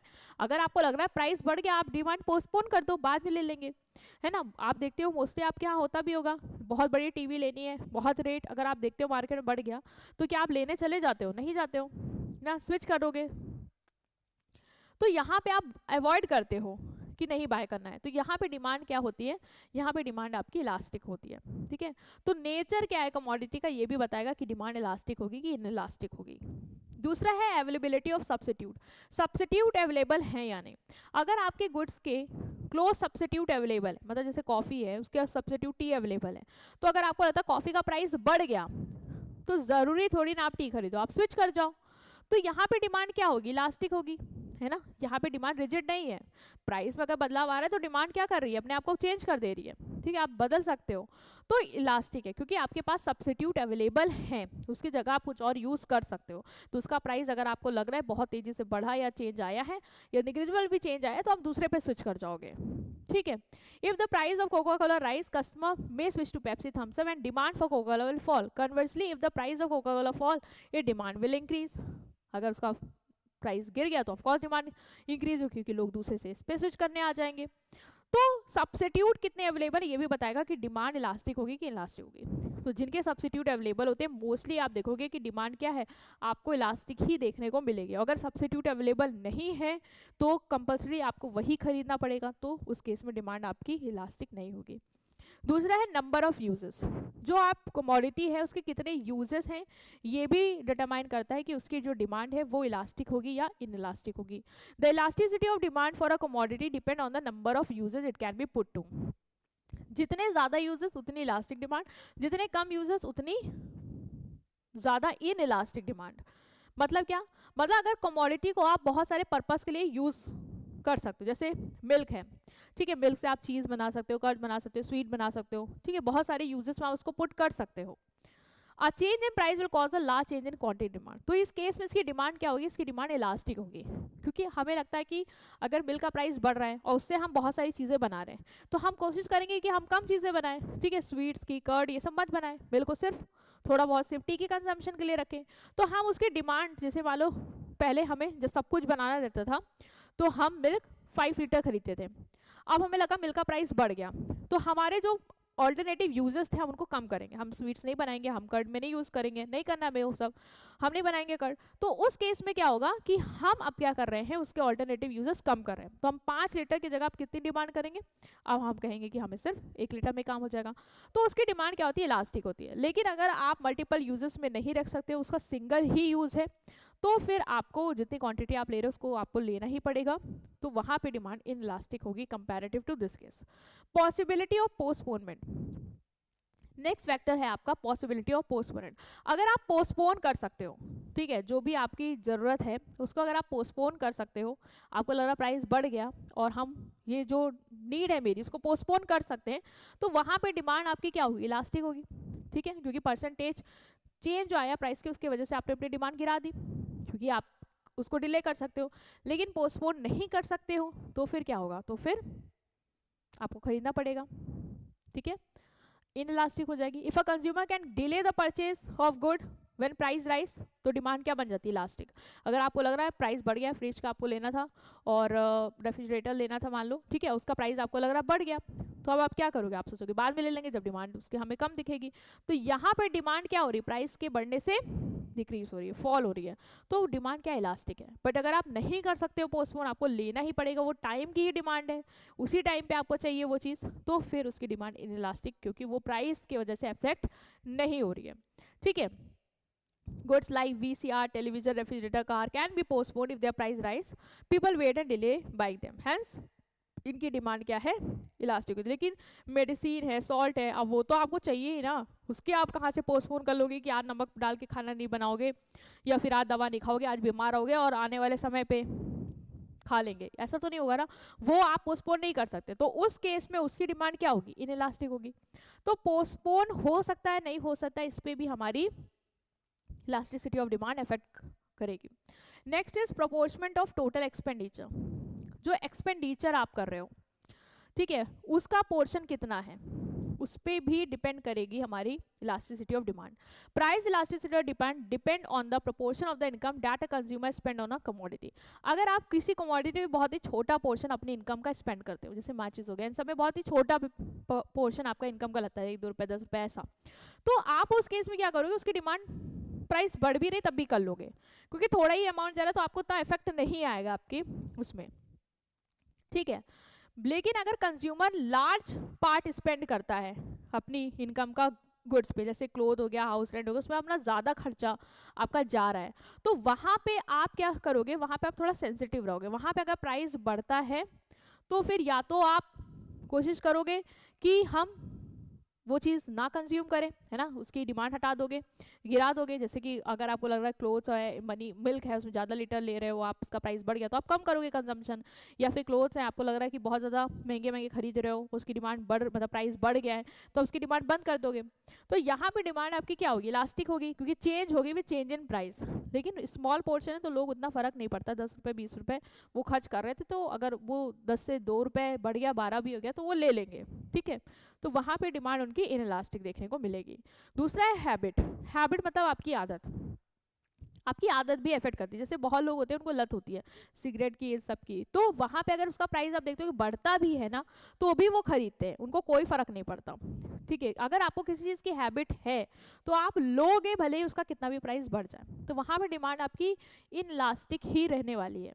तो good that have became habitual necessity for consumer even usually have low price elasticity, मतलब इनकी इलास्टिसिटी आप क्या देखोगे, वह बहुत ही कम है, प्राइस के चेंज होने से उनका कोई भी रिएक्शन डिमांड पे नहीं आता, वो कंज्यूमर खरीदेगा ही खरीदेगा। जैसे सिगरेट, वाइन, ये सब अगर उसको लत है तो वो खरीदेगा ही खरीदेगा। यहाँ पे प्राइस नहीं डोमिनेट कर रहा डिमांड को। ठीक है, next is time period. Time period भी आपके प्राइस इलास्टिसिटी ऑफ डिमांड को अफेक्ट करता है। कैसे, अगर शॉर्ट पीरियड है तो demand is usually less elastic because consumer can not easily change habit. जैसे कि मान लो कोई चेंज आ गया, ठीक है, और टाइम पीरियड आपके पास कम है, तो कोई आदत बदलनी है, जैसे आपको मान लो लत है लगी है सिगरेट की, ठीक है, और आपको उसकी आदत बदलनी है, और मान लो उसका प्राइस बढ़ता जा रहा है, तो शॉर्ट पीरियड में वो पॉसिबल नहीं कि आप इतनी जल्दी विद इन अ वीक और इस टाइम में अपनी आदत बदल दो, आपको टाइम लगेगा, ठीक है। तो वहाँ पे आप देखोगे कि आप डिमांड करोगे, क्योंकि उतनी जल्दी आप हैबिट नहीं बदल पाओगे, तो वहाँ पे आपकी डिमांड लेस इलास्टिक होगी। अगर पीरियड लंबा समय का हो, लगा समय है आपके पास, अपनी डिमांड को आप चेंज कर सकते हो, ठीक है, उतना टाइम है, आप अपनी हैबिट बदल सकते हो, तो उस केस में आपकी डिमांड क्या होगी, ज़्यादा इलास्टिक होगी, क्योंकि आपके पास इतना समय पीरियड रहेगा कि आप चेंज कर लो। मान लो एकदम से पेट्रोल का प्राइस बढ़ गया, ठीक है, तो अभी आपके पास समय कम है, मतलब आप अगर सोचो भी कि चलो पेट्रोल का प्राइस आज बढ़ गया है, तो मैं अब कार से नहीं जाऊंगा या मैं बाइक से नहीं जाऊंगा, तो पॉसिबल नहीं है ना, आपको जाना पड़ेगा, क्योंकि आपको मान लो ऑफिस जाना है, समय से जाना है, आप इतनी जल्दी किसी दूसरी चीज़ को नहीं खरीद सकते या स्विच नहीं कर सकते, है ना। लेकिन मान लो अगर लंबे समय है आपके पास, आपको लग रहा है आगे आने वाले टाइम पे प्राइस बढ़ेगा, और आपको लग रहा है कि अभी मेरे पास समय है, मैं पैसा जोड़ जाड़ के एक इलेक्ट्रिक व्हीकल खरीद लेता हूँ, उससे अपना जर्नी कवर करूंगा, तो वो समय है कि आप अपनी डिमांड को प्राइस के चेंज होने पे चेंज कर सकते हो, मतलब समय है आपके पास। और अगर समय नहीं है, आज को गिर गया, आज को बढ़ गया और आपको कल जाना है, तो ऑफकोर्स आप लोगे, आप उसमें अपनी डिमांड को नहीं अफेक्ट कर सकते हो, ठीक है। Next is price level. Price level भी आपकी इलास्टिसिटी ऑफ डिमांड को क्या करता है, अफेक्ट करता है। प्राइस लेवल मतलब प्राइस क्या चल रहा है। Elasticity of demand also depend on price level of commodity. अगर बहुत एक्सपेंसिव गुड्स है जैसे कि डायमंड्स, ठीक है, इनकी आप देखोगे कि price elasticity of demand usually क्या होती है, लो होती है, क्योंकि बायर लेस सेंसिटिव होते हैं इन केस में toward a change in price.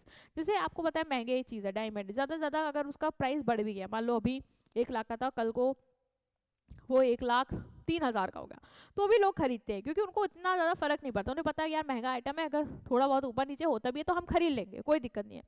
लेकिन बहुत ही चीप गुड्स हैं, जैसे कि लो क्वालिटी क्लोथ्स हो गए, ठीक है, इस केस में अगर आप इलास्टिसिटी देखोगे तो बहुत ही कम देखने को मिलेगी, क्योंकि small change in price does not affect demand much. तो यहाँ पे भी आपको इलास्टिसिटी कम देखने को मिल रही है, क्यों, क्योंकि चीप क्लोथ है, ज़्यादा से ज़्यादा मान लो अभी आपको 20 रुपए का मिलता है कुछ, मान लो कोई मोटा अनाज है, आपको 20 रुपए केजी मिलता है, और कल को मान लो उसके प्राइस में चेंज आ गया, वो 21 रुपए केजी हो गया, तब भी आप लोगे, क्योंकि आपको पता है इससे से हमारा कोई फर्क नहीं पड़ता, ये तब भी चीप ही है, ठीक है, बाकी comparative.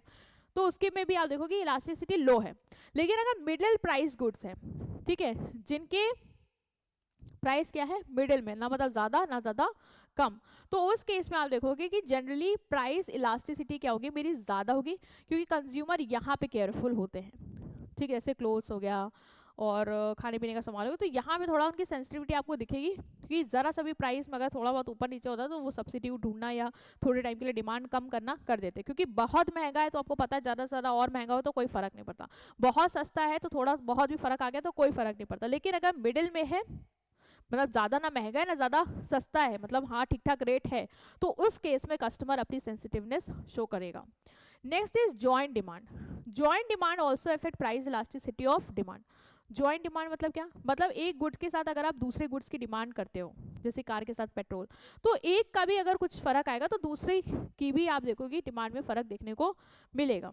When two goods are used together, the elasticity of demand of one good depend on the elasticity of other. जब दो गुड एक साथ यूज होते हैं तो एक की इलास्टिसिटी क्या करती है, दूसरे पे डिपेंड करती है। If demand for one good is in elastic, the demand of jointly good will also be in elastic. मतलब अगर एक गुड जो उसका कॉम्प्लीमेंट्री है, साथ में यूज हो रहा है, अगर उसकी डिमांड क्या है, इन इलास्टिक है, जैसे पेट्रोल का प्राइस बढ़ गया तो लोग उसकी डिमांड नहीं कर रहे हैं, तो कार की भी इन इलास्टिक हो जाएगी। जब पेट्रोल का ही प्राइस बढ़ा उसकी डिमांड नहीं कर, तो लोग कार की भी डिमांड नहीं करेंगे। तो यहाँ पे क्या है, जॉइंट डिमांड है, ठीक है। In case of joint demand, एक कमोडिटी की अगर डिमांड इलास्टिसिटी जो भी है, चाहे वो इन इलास्टिक हो या इलास्टिक हो, वही आपको दूसरी जिसकी कॉम्प्लीमेंट्री कमोडिटी है उसमें भी देखने को मिलेगा, ठीक है। तो ये हो गया हमारा क्या, फैक्टर्स जो हमारे इलास्टिसिटी ऑफ डिमांड को अफेक्ट करते हैं।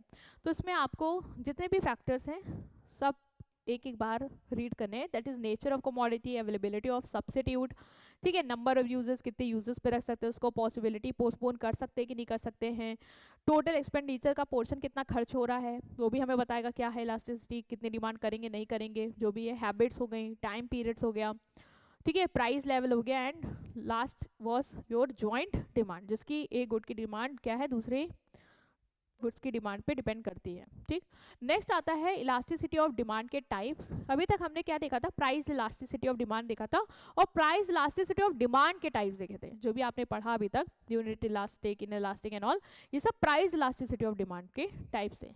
लेकिन types of elasticity of demand क्या है?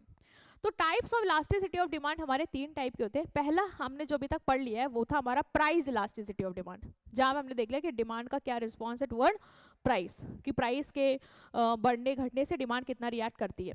ठीक है, नेक्स्ट जो टाइप है आपका वो है इनकम इलास्टिसिटी ऑफ डिमांड। मतलब यहाँ पे हम प्राइस को नहीं, वहां पे क्या था, बाकी फैक्टर कांस्टेंट करके आपने प्राइस का और डिमांड का इलास्टिसिटी वाला जो भी था सिनेरियो वो समझा था। यहाँ पे आप इनकम और प्राइस को लेके समझोगे। ठीक है, मतलब एक पर्सन की इनकम की वजह से उसके जो डिमांड है, नॉट प्राइस, एक पर्सन की इनकम की वजह से उसकी डिमांड में क्या फ्लक्चुएशन आ रही है वो हम अंडरस्टैंड करेंगे। So income elasticity of demand measure the degree of change in quantity demand to a change in income. जब पहले हमने डिमांड वाला चैप्टर पढ़ा था तो वहाँ पे हमने एक फैक्टर पढ़ा था कि इनकम के बढ़ने घटने से भी डिमांड में क्या आता है, फर्क आता है। तो इनकम के कितने बढ़ने या घटने से डिमांड में कितना फर्क आएगा, मतलब वो परसेंटेज क्या होगा, वो हम इलास्टिसिटी कॉन्सेप्ट जो है इनकम का उसमें अंडरस्टैंड करते हैं। तो उसे बोलते हैं इनकम इलास्टिसिटी ऑफ डिमांड, जो हमें ये बताता है कि कितना डिग्री ऑफ चेंज आया है हमारी क्वांटिटी डिमांड में due to change in income. अब आपको भी पता है आपकी इनकम बढ़ती है, ठीक है, तो आप क्या करते हो, ज़्यादा डिमांड करते हो, तो कितनी इनकम बढ़ी और कितनी डिमांड आपने ज़्यादा करी वो हमें अंडरस्टैंड करने को मिलता है इनकम इलास्टिसिटी ऑफ डिमांड में।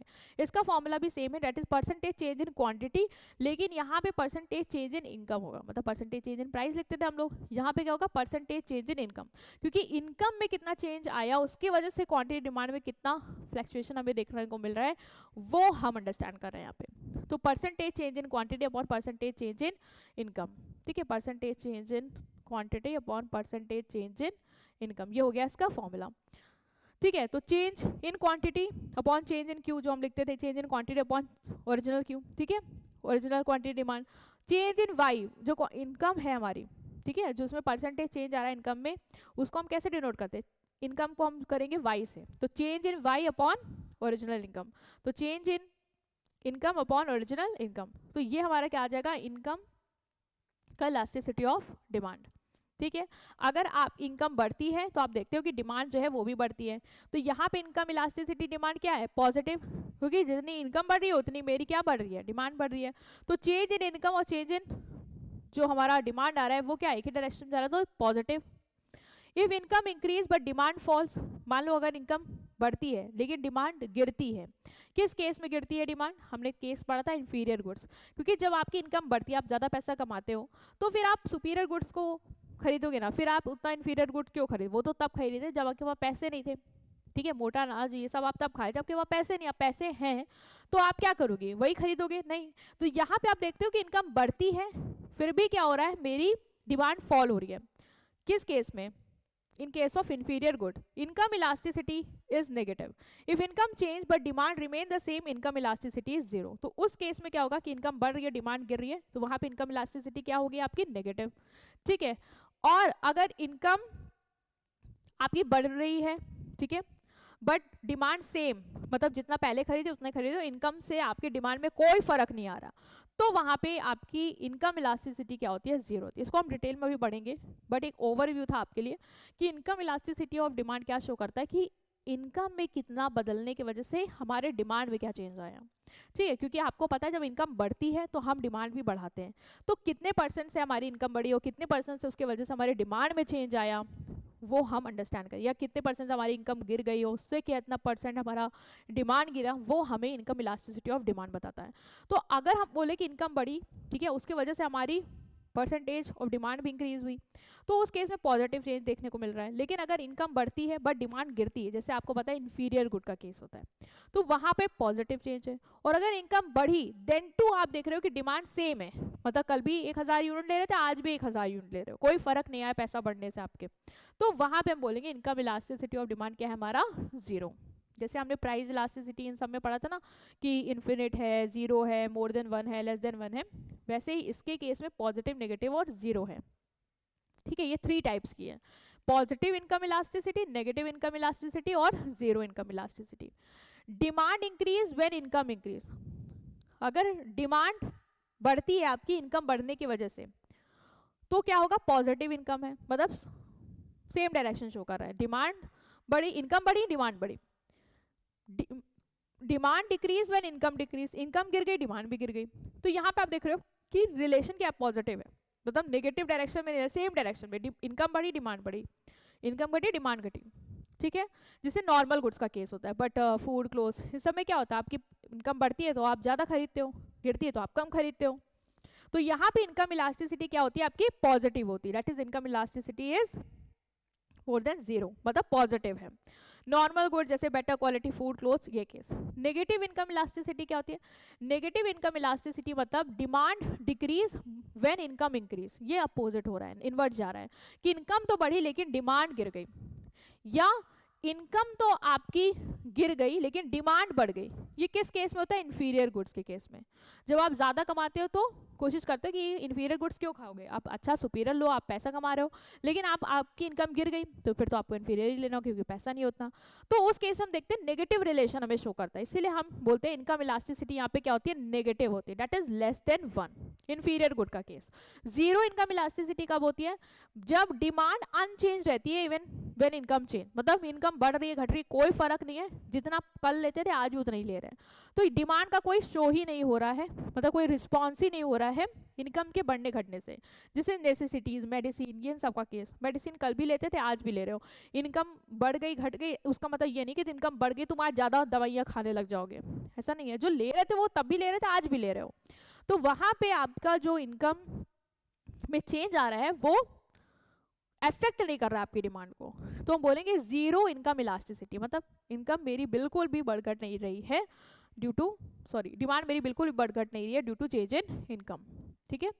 नेक्स्ट है cross elasticity of demand. Cross elasticity of demand क्या होती है, cross elasticity of demand measure the responsiveness of quantity demand of one commodity to a change in price of another commodity. जो हमने इससे पहले आपको याद होगा हमने गुड्स पढ़े थे, सब्स्टिट्यूट, ठीक है, वहाँ पे हमने क्रॉस डिमांड का वही कॉन्सेप्ट डिस्कस किया था, थोड़ा बहुत आपको याद होगा, सब्स्टिट्यूट कॉम्प्लीमेंट्री, जिसमें हमने क्या देखा था कि किसी एक के प्राइस के बदलने से दूसरे की हमें डिमांड में चेंज देखने को मिल रहा था, है ना। क्रॉस इलास्टिसिटी ऑफ डिमांड क्या मेजर करता है, responsiveness of quantity demand of one commodity to a change in price of another related commodity, मतलब रिलेटेड कमोडिटी के प्राइस के बदलने से मेरी कमोडिटी की डिमांड में कितना फर्क आया, उसका जो रिलेशन शो कर रहा है वो हमारा cross elasticity of demand show कर रहा है। बाकी फैक्टर कांस्टेंट रहेंगे क्योंकि यहाँ पे हम सिर्फ सब्स्टिट्यूट और कॉम्प्लीमेंट्री गुड्स के प्राइस और डिमांड के ही केसेस को डिस्कस कर रहे हैं। In other words, it show how much the demand for one good change when the price of another good change, मतलब दूसरे के गुड्स का प्राइस बदलने से मेरे गुड्स की डिमांड में कितना फर्क आ रहा है, कितने परसेंट से वो बढ़ रही है घट रही है, वो हमें शो करता है क्रॉस इलास्टिसिटी ऑफ डिमांड, ठीक है। If price of commodity Y change and as a result demand for commodity X change, it is known as cross elasticity of demand। मान लो प्राइस जो है कमोडिटी मेरी Y है, commodity Y का मैंने price क्या कर दिया, बढ़ा दिया, जैसे मान लो कमोडिटी Y है मेरा कोका कोला, मैंने उसका प्राइस बढ़ा दिया, उसकी वजह से क्या होगा, थम्स अप की डिमांड बढ़ जाएगी। क्यों, क्योंकि लोग अब कोका कोला से उधर स्विच कर जाएंगे, उसका प्राइस बढ़ गया लेकिन थम्स अप का प्राइस थोड़ी ना बढ़ा है, तो लोग वहां जाएंगे जहां प्राइस कम है। तो प्राइस किसका बदला है, प्राइस वाई का बदला, मतलब कोका कोला का बदला, लेकिन डिमांड किसकी चेंज आ गई, डिमांड किसकी उसकी वजह से बढ़ गई, वो बढ़ गई हमारे दूसरे ब्रांड जैसे थम्स अप। तो ये क्या है, क्रॉस इलास्टिसिटी ऑफ डिमांड है। क्रॉस इलास्टिसिटी ऑफ डिमांड हमें बताता है कि दो गुड्स कैसे रिलेटेड है एक दूसरे से, ये ऑब्जर्व करके कि एक के प्राइस के बदलने पे दूसरे के गुड्स के डिमांड में कितना फर्क आ रहा है, ठीक है। तो ईसी से डिनोट करेंगे percentage change in demand upon percentage change in price of commodity Y. Percentage change in demand of commodity, यहाँ पे लिखना कमोडिटी एक्स की डिमांड, कितना परसेंटेज चेंज आया कमोडिटी एक्स की डिमांड में due to percentage change in price of commodity Y, मतलब price Y का चेंज हो रहा है उसकी वजह से कमोडिटी एक्स की डिमांड में कितना फर्क आया, ये हमें शो करता है elasticity of cross elasticity of demand, ठीक है। जैसे अगर पेप्सी का प्राइस बढ़ गया तो आप देखोगे कि कोका कोला की डिमांड बढ़ जाएगी, ठीक है, ये पॉजिटिव क्रॉस इलास्टिसिटी है। दूसरा है price of petrol and demand for car. अब देखो सब्स्टिट्यूट गुड्स में आप देखोगे पॉजिटिव दिखेगा आपको, क्योंकि अगर किसी का प्राइस बढ़ता है, किसी एक कमोडिटी का प्राइस बढ़ता है, तो आप देखोगे दूसरे कमोडिटी की डिमांड उसकी वजह से बढ़ जाएगी। कॉम्प्लीमेंट्री का केस क्या था? कॉम्प्लीमेंट्री का केस था कि दो एक साथ ही यूज होते, जैसे कार और पेट्रोल। अब कार का प्राइस अगर बढ़ेगा तो आपको क्या लगता है पेट्रोल की डिमांड क्या होगी? बढ़ जाएगी? नहीं, जब कार महंगी हो गई है तो लोग पेट्रोल भी नहीं लेंगे, तो पेट्रोल की डिमांड क्या होगी? गिर जाएगी। तो हम देख रहे हैं एक का क्या हो रहा है, प्राइस बढ़ने से दूसरे कमोडिटी की डिमांड क्या हो रही है? गिर रही है। वहां पे क्या था? पॉजिटिव। एक का प्राइस बढ़ने से दूसरे की बढ़ रही थी, ठीक है, क्योंकि सब्स्टिट्यूट था। कॉम्प्लीमेंट्री में क्या एक साथ यूज होते हैं। तो अगर कार की डिमांड, कार का प्राइस बढ़ गया तो उसकी वजह से क्या होगा? पेट्रोल की डिमांड गिर जाएगी, क्योंकि जब लोग कार ही नहीं लेंगे तो फिर पेट्रोल का क्या काम, ठीक है। तो यहाँ पे आप देख रहे हो कि इनवर्स रिलेशन है। तो यहाँ पे जो क्रॉस इलास्टिसिटी है वो क्या है? नेगेटिव। तो कॉम्प्लीमेंट्री गुड्स के केस में negative cross elasticity of demand हमें देखने को मिलती है, ठीक है। तो EC इज इक्वल टू क्या होगा? सेम होगा। यहाँ पे change in quantity demand of x, ठीक है, आप देखोगे change in quantity demand of x, तो क्या होगा? Change in QX upon original quantity of x, ठीक। और चेंज इन PY, मतलब ये अपॉन में आएगा, ठीक है, इसको अपॉन में लिखना, change in QX upon QX, ठीक है। अगर मैं इसको उल्टा करूं, ये रिवर्स होके जाएगा ऊपर, तो PY अपॉन चेंज इन PY, ऐसे भी लिख सकते हैं। तो ये क्या है? ये है आपका cross elasticity of demand. Quantity किसकी बदल रही है? अलग की क्वांटिटी। डिमांड में किसका फर्क आ रहा है? दूसरे कमोडिटी का, due to change in another commodity, ठीक है। ओके, सो इसके टाइप्स क्या है? पॉजिटिव, नेगेटिव और जीरो। तो पॉजिटिव हमने बताया था आपको कि सब्स्टिट्यूट के केस में आपको देखने को मिलेगा। When the price of one commodity increase, demand for its substitute also increase. एक कमोडिटी का प्राइस बढ़ा तो उसका जो सब्स्टिट्यूट है, मतलब उसकी जगह जो लोग दूसरा ले सकते हैं, उसकी डिमांड आपको बढ़ जाएगी। जैसे आपने क्या देखा, कॉफी का प्राइस बढ़ा तो लोग क्या करेंगे? अब टी की डिमांड ज्यादा करेंगे, क्योंकि टी सस्ती पड़ रही है। तो यहाँ पे आप देख रहे हो सेम डायरेक्शन में मूव कर रहे हैं, एक का प्राइस बढ़ रहा है, दूसरे की डिमांड बढ़ रही है। तो क्रॉस इलास्टिसिटी यहाँ पे क्या है? पॉजिटिव। नेगेटिव में क्या होगा? नेगेटिव में अपोजिट डायरेक्शन में मूव करेंगे। क्यों? क्योंकि कॉम्प्लीमेंट्री गुड्स का केस है, एक का प्राइस बढ़ता है तो दूसरे की डिमांड गिरेगी ही गिरेगी। So when the price of one commodity increase, demand of its related commodity, जो उससे जुड़ी हुई कमोडिटी, उसकी डिमांड क्या होगी? डिक्रीज होगी, मतलब अपोजिट डायरेक्शन में। If the price of milk rise, demand for sugar fall. Complementary good है, चलो मिल्क नहीं ले रहे तो शुगर भी नहीं लेंगे। तो ये जीरो इलास्टिसिटी क्या है? जीरो इलास्टिसिटी मतलब जब goods are not related to each other. ये कब आपको देखने को मिलेगी? जब गुड्स का कोई कनेक्शन ही नहीं है। तो जब कोई कनेक्शन नहीं है तो किसी का प्राइस बढ़ा तो दूसरे की डिमांड में कोई फर्क क्यों ही आएगा? अ change in price of one commodity does not affect the demand of another commodity. That is change in price of cloth does not affect the demand for milk. क्या मिल्क और क्लोथ का कोई connection है? क्या ये एक दूसरे के सब्स्टिट्यूट है या कॉम्प्लीमेंट्री है, साथ में यूज होते हैं? ऐसा तो कुछ नहीं है। या मिल्क की जगह कोई कहे कि हम मिल्क नहीं, मिल्क से चाय नहीं, हम आज कपड़े से चाय बनाएंगे, ऐसा भी पॉसिबल नहीं कि सब्स्टिट्यूट है ना कॉम्प्लीमेंट्री है। तो कोई कनेक्शन ही नहीं है दोनों गुड्स का। तो किसी का प्राइस बढ़े, जैसे मान लो मिल्क का प्राइस बढ़ गया तो मैं बोलूँ कि मेरे क्लोथ की डिमांड पे असर आएगा, तो ऐसा कोई कनेक्शन ही नहीं, ऐसा तो कुछ होगा ही नहीं, है ना तो उनका कोई सब्स्टिट्यूट का कनेक्शन ना कॉम्प्लीमेंट्री, तो उसकी डिमांड पे कोई फर्क आएगा ही नहीं। तो यहाँ पे जो क्रॉस इलास्टिसिटी है वो क्या होगी? जीरो होगी। किसी के डिमांड, किसी के प्राइस बढ़ने से दूसरी कमोडिटी की डिमांड पे कोई असर नहीं देखने को मिलता है। तो ये हो गई हमारी cross elasticity, that is zero cross elasticity. तो टाइप्स में हमने प्राइस इलास्टिसिटी डिटेल में पढ़ा था, फिर इनकम इलास्टिसिटी हमने यहाँ पे देखा, जिसमें हमने पॉजिटिव नेगेटिव, पॉजिटिव देखा नॉर्मल गुड के केस में, नेगेटिव देखा इंफीरियर गुड के केस में, एंड जीरो देखा, ठीक है, जब कोई फर्क ही नहीं आ रहा है नेसेसिटी के केस में। उसके बाद हमने क्रॉस इलास्टिसिटी समझा, जिसमें हमने पॉजिटिव, नेगेटिव और zero cross elasticity of demand को अंडरस्टैंड किया। सो ये था आपका पूरा चैप्टर, जिसमें हमने डिटेल में थ्योरी अभी तक समझी कि क्या फ़र्क आता है हमारे क्वांटिटी और डिमांड में due to change in price. तो वो परसेंटेज हमने डिस्कवर किया। आप कुछ न्यूमेरिकल्स हैं जो आपकी बुक में हैं, जो हम सॉल्व करेंगे, जिससे आपका न्यूमेरिकल पोर्शन जो है वो थोड़ा बहुत आपको आइडिया देगा कि इलास्टिसिटी ऑफ डिमांड हम कैसे कैलकुलेट करते हैं और हमें पता कैसे चलता है कि 1 है, 0 है या क्या है, और उस बेसिस पे कैसे डिसाइड करेंगे कि डिमांड इलास्टिक है या इन इलास्टिक है। तो क्वेश्चन अगर हम 1 देखें तो as the price of peanut packet, मान लो पीनट पैकेट्स है, ठीक है, मूंगफली का पैकेट है, उसका प्राइस अगर बढ़ता है कितने परसेंट से? 5% से। तो number of peanut packet demand, तो उसकी जो डिमांड है, मतलब लोग जो डिमांड करते हैं पीनट पैकेट्स की, वो गिर जाती है 8% से। तो आपको बताना है यहाँ पे इलास्टिसिटी ऑफ पीनट पैकेट क्या होगी, elasticity of demand of peanut packet. तो हमें इलास्टिसिटी ऑफ डिमांड का फॉर्मूला पता है, क्या होता है, percentage change in quantity demand. तो हम लिखेंगे percentage change in quantity demand, मैं ऐसे लिख रही हूँ, upon percentage change in price. ठीक है, तो हमें बता रहा है कि परसेंटेज क्या आया है, बोला कि डिमांड 8% से गिर रही है, इसका मतलब डिमांड में जो परसेंटेज चेंज है वो कितना है, 8% है। ठीक है, और प्राइस में परसेंटेज चेंज कितना आ रहा है, प्राइस कितने से बन रहा है, 5% से। ठीक है, इसको हम क्या कर लेंगे, सॉल्व कर लेंगे। ठीक है, इसको आप क्या करोगे, डिवाइड करोगे, 5 को डिवाइड करो 8 से, क्या आएगा, 5 1 जा 5 3.6। तो हमारी यहाँ पे इलास्टिसिटी ऑफ डिमांड क्या दिख रही है, हमें इलास्टिसिटी ऑफ डिमांड दिख रही है कि 1 से क्या है, ज़्यादा है। तो अगर हमारी इलास्टिसिटी ऑफ डिमांड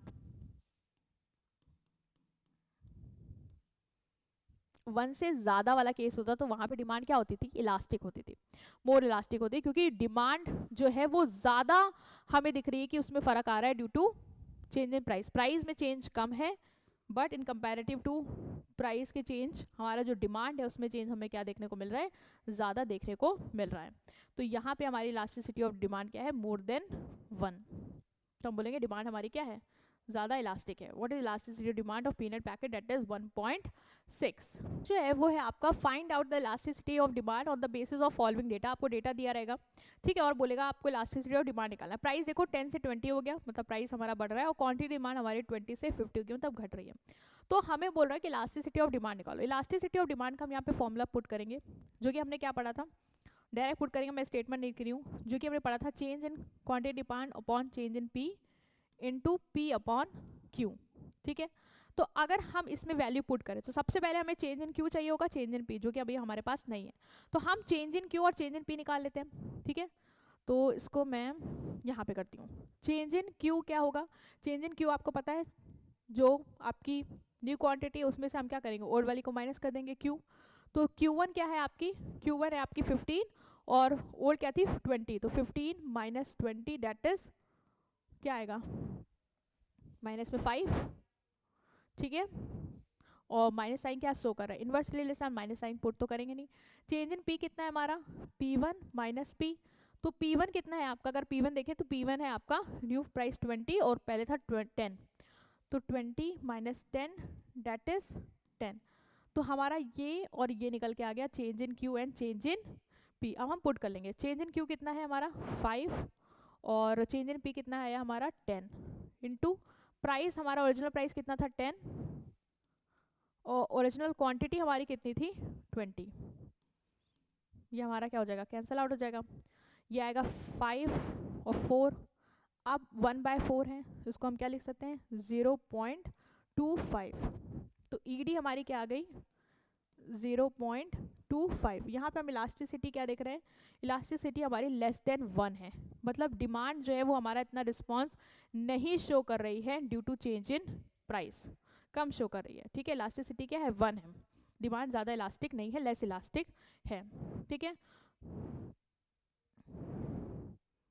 नेक्स्ट जो है वो हमें यहाँ पे भी इलास्टिसिटी और डिमांड निकालनी, कमोडिटी ए की और कमोडिटी बी की। इसमें हमें जैसे हम फॉर्मूला पुट कर रहे थे वैसे ही करना है, एज सच कोई वो नहीं है, जो कि हमें पता है इलास्टिसिटी ऑफ डिमांड का फॉर्मूला क्या होता है, change in Q upon change इन, बस हमें कंपेयर करके बताना है कि किसकी ज़्यादा है और किसकी कम है। ठीक है, change in Q upon change in P, और यहाँ पे क्या होगा पी अपॉन क्यू। अब हम अगर चेंज इन क्यू निकालें तो चेंज इन क्यू मैं डायरेक्ट निकालूँ, इस बार आपको पता है हम लोग कैसे करते हैं, Q1 माइनस क्यू। ठीक है, 40 माइनस 100 दैट इज माइनस 60, तो हम लिख सकते हैं डायरेक्ट 60, आप इसको कर लेना। चेंज इन पी क्या होगा, चेंज इन पी मतलब P1 माइनस पी, तो P1 minus P that is 2। ठीक है, 12 में 10 गया 2 इंटू पी क्या है हमारा प्राइस, देखिए हमारा ओरिजिनल प्राइस दैट इज 10 और ओरिजिनल क्वांटिटी डिमांड हमारी कितनी है 100। हम इसको सॉल्व करेंगे 0.00023, मतलब इलास्टिसिटी ऑफ डिमांड मेरी यहाँ कितनी आ रही है 3। ठीक है, अगर हम इसी का निकालें, सिमिलरली इसकी निकालेंगे, तो क्या है formula, E D is equal to change in Q upon change in P into P upon Q, ठीक है। तो चेंज इन क्यू कैसे होगा, 100 माइनस 200 दैट इज 100, और change in P 10 minus 8 that is 2। Original price कितना है आपका 8, मैंने वो डायरेक्ट किया है, आई होप आप समझ पा रहे हैं, और ये हो गया 200। अब देखो ये 2, तो ईडी हमारा कितनी आ गई 2। तो अब आप बताओ ईडी इसकी कितनी है, इलास्टिसिटी ऑफ डिमांड इसकी 2 है, इसकी इलास्टिसिटी ऑफ डिमांड क्या है 3। इसका मतलब इसकी कमोडिटी ए की इलास्टिसिटी ऑफ डिमांड क्या है, ग्रेटर है टू कमोडिटी बी, ठीक है। ओके, सो नेक्स्ट जो है आपका वो है कि at a price of ₹30 per unit quantity demand of a commodity कितनी है 300 यूनिट। अगर प्राइस गिरता है 10% से तो क्वांटिटी डिमांड जो है वो 60 यूनिट से इंक्रीज होती है, ठीक है। कैलकुलेट करना है प्राइस इलास्टिसिटी ऑफ डिमांड, तो इसमें हमें फॉर्मूला सबसे पहले तो हम पुट करेंगे, that is E D is equal to, यहाँ पे हम लिख लेंगे परसेंटेज चेंज जो है हमारा क्वांटिटी डिमांड में अपॉन परसेंटेज चेंज इन, एक minute, percentage change in price. अगर हम क्वेश्चन में देखें तो हमें परसेंटेज चेंज इन प्राइस दिया हुआ है, क्योंकि बोल रहा है प्राइस गिरता है कितने से 10% से, ठीक है, और क्वांटिटी डिमांड राइज होती है 60 यूनिट से, मतलब चेंज इन क्यू दिया हुआ है और परसेंटेज चेंज इन प्राइस दिया हुआ है। तो हमें क्या गिवन है, हमें गिवन है परसेंटेज चेंज इन प्राइस, और बोल रहा है क्वांटिटी डिमांड जब प्राइस इतने परसेंट से गिरता है तो क्वांटिटी डिमांड इंक्रीज होती है बाय इतना, तो मतलब चेंज इन क्यू हमें दिया हुआ है, ठीक है। तो हमें चेंज इन क्यू की वैल्यू पता है कि क्या है 60 यूनिट, और क्वांटिटी ओरिजिनल कितनी है हमारी 300। तो अगर हम percentage change in quantity demand निकाल लें यहाँ से, क्योंकि परसेंटेज चेंज इन प्राइस तो हमें पता ही है, तो percentage change in Q D का फॉर्मूला क्या होता है आपका, वो होता है change in Q upon Q into 100। तो चेंज इन क्यू कितना है 60, और क्वांटिटी ओरिजिनल क्वांटिटी कितनी है 300 इंटू 100, कितना आएगा 20%, कितना आएगा 20%। तो चेंज इन क्वांटिटी डिमांड हमारा कितना आ रहा है 20%, और प्राइस कितने से हमारा बता रहे हैं चेंज आया है 10% से, परसेंट लगाओ या कैंसिल करो बात वही है, 2 आएगा, मतलब इलास्टिसिटी ऑफ डिमांड हमारी यहाँ पे क्या है 2 है, डेट इज ग्रेटर देन 1, मतलब डिमांड क्या है मेरी इलास्टिक है ज़्यादा, ठीक है। परसेंटेज रिस्पॉन्स दे रही है प्राइस के बदले, परसेंटेज चेंज जो हमारा प्राइस में वो कम है, और परसेंटेज चेंज जो हमारा डिमांड है वो ज़्यादा है, ठीक है, डिमांड मोर इलास्टिक है as compare to price, right. So हमने यहाँ पे डिस्कस किया आपका यूनिट इलास्टिसिटी ऑफ डिमांड, जिसमें आपको न्यूमेरिकल आई गेस आपके एग्जाम में नहीं है, तो एक बार कंफर्म कर लेना नहीं है, बट आपको एक कॉन्सेप्ट का ओवरव्यू होना चाहिए कि प्राइस इलास्टिसिटी ऑफ डिमांड कैसे निकलती है, और कैसे हम पता लगाते हैं कि 1 से ज़्यादा है 1 से कम है, वो कैलकुलेशन वाला पार्ट, और क्या टाइप्स हैं, और price elasticity of demand, income, cross, ये सारी चीज़ें हमने ओवरव्यू लिया है, डिस्कस किया है, राइट। सो इसको एक बार गो थ्रू करेंगे, और प्लीज़ वीडियो को लाइक करेंगे, चैनल को सब्सक्राइब करेंगे, कोई भी कंसर्न होगा आप इस नंबर पे कांटेक्ट कर सकते हैं, right students. See you in next video, till then take care, thank you.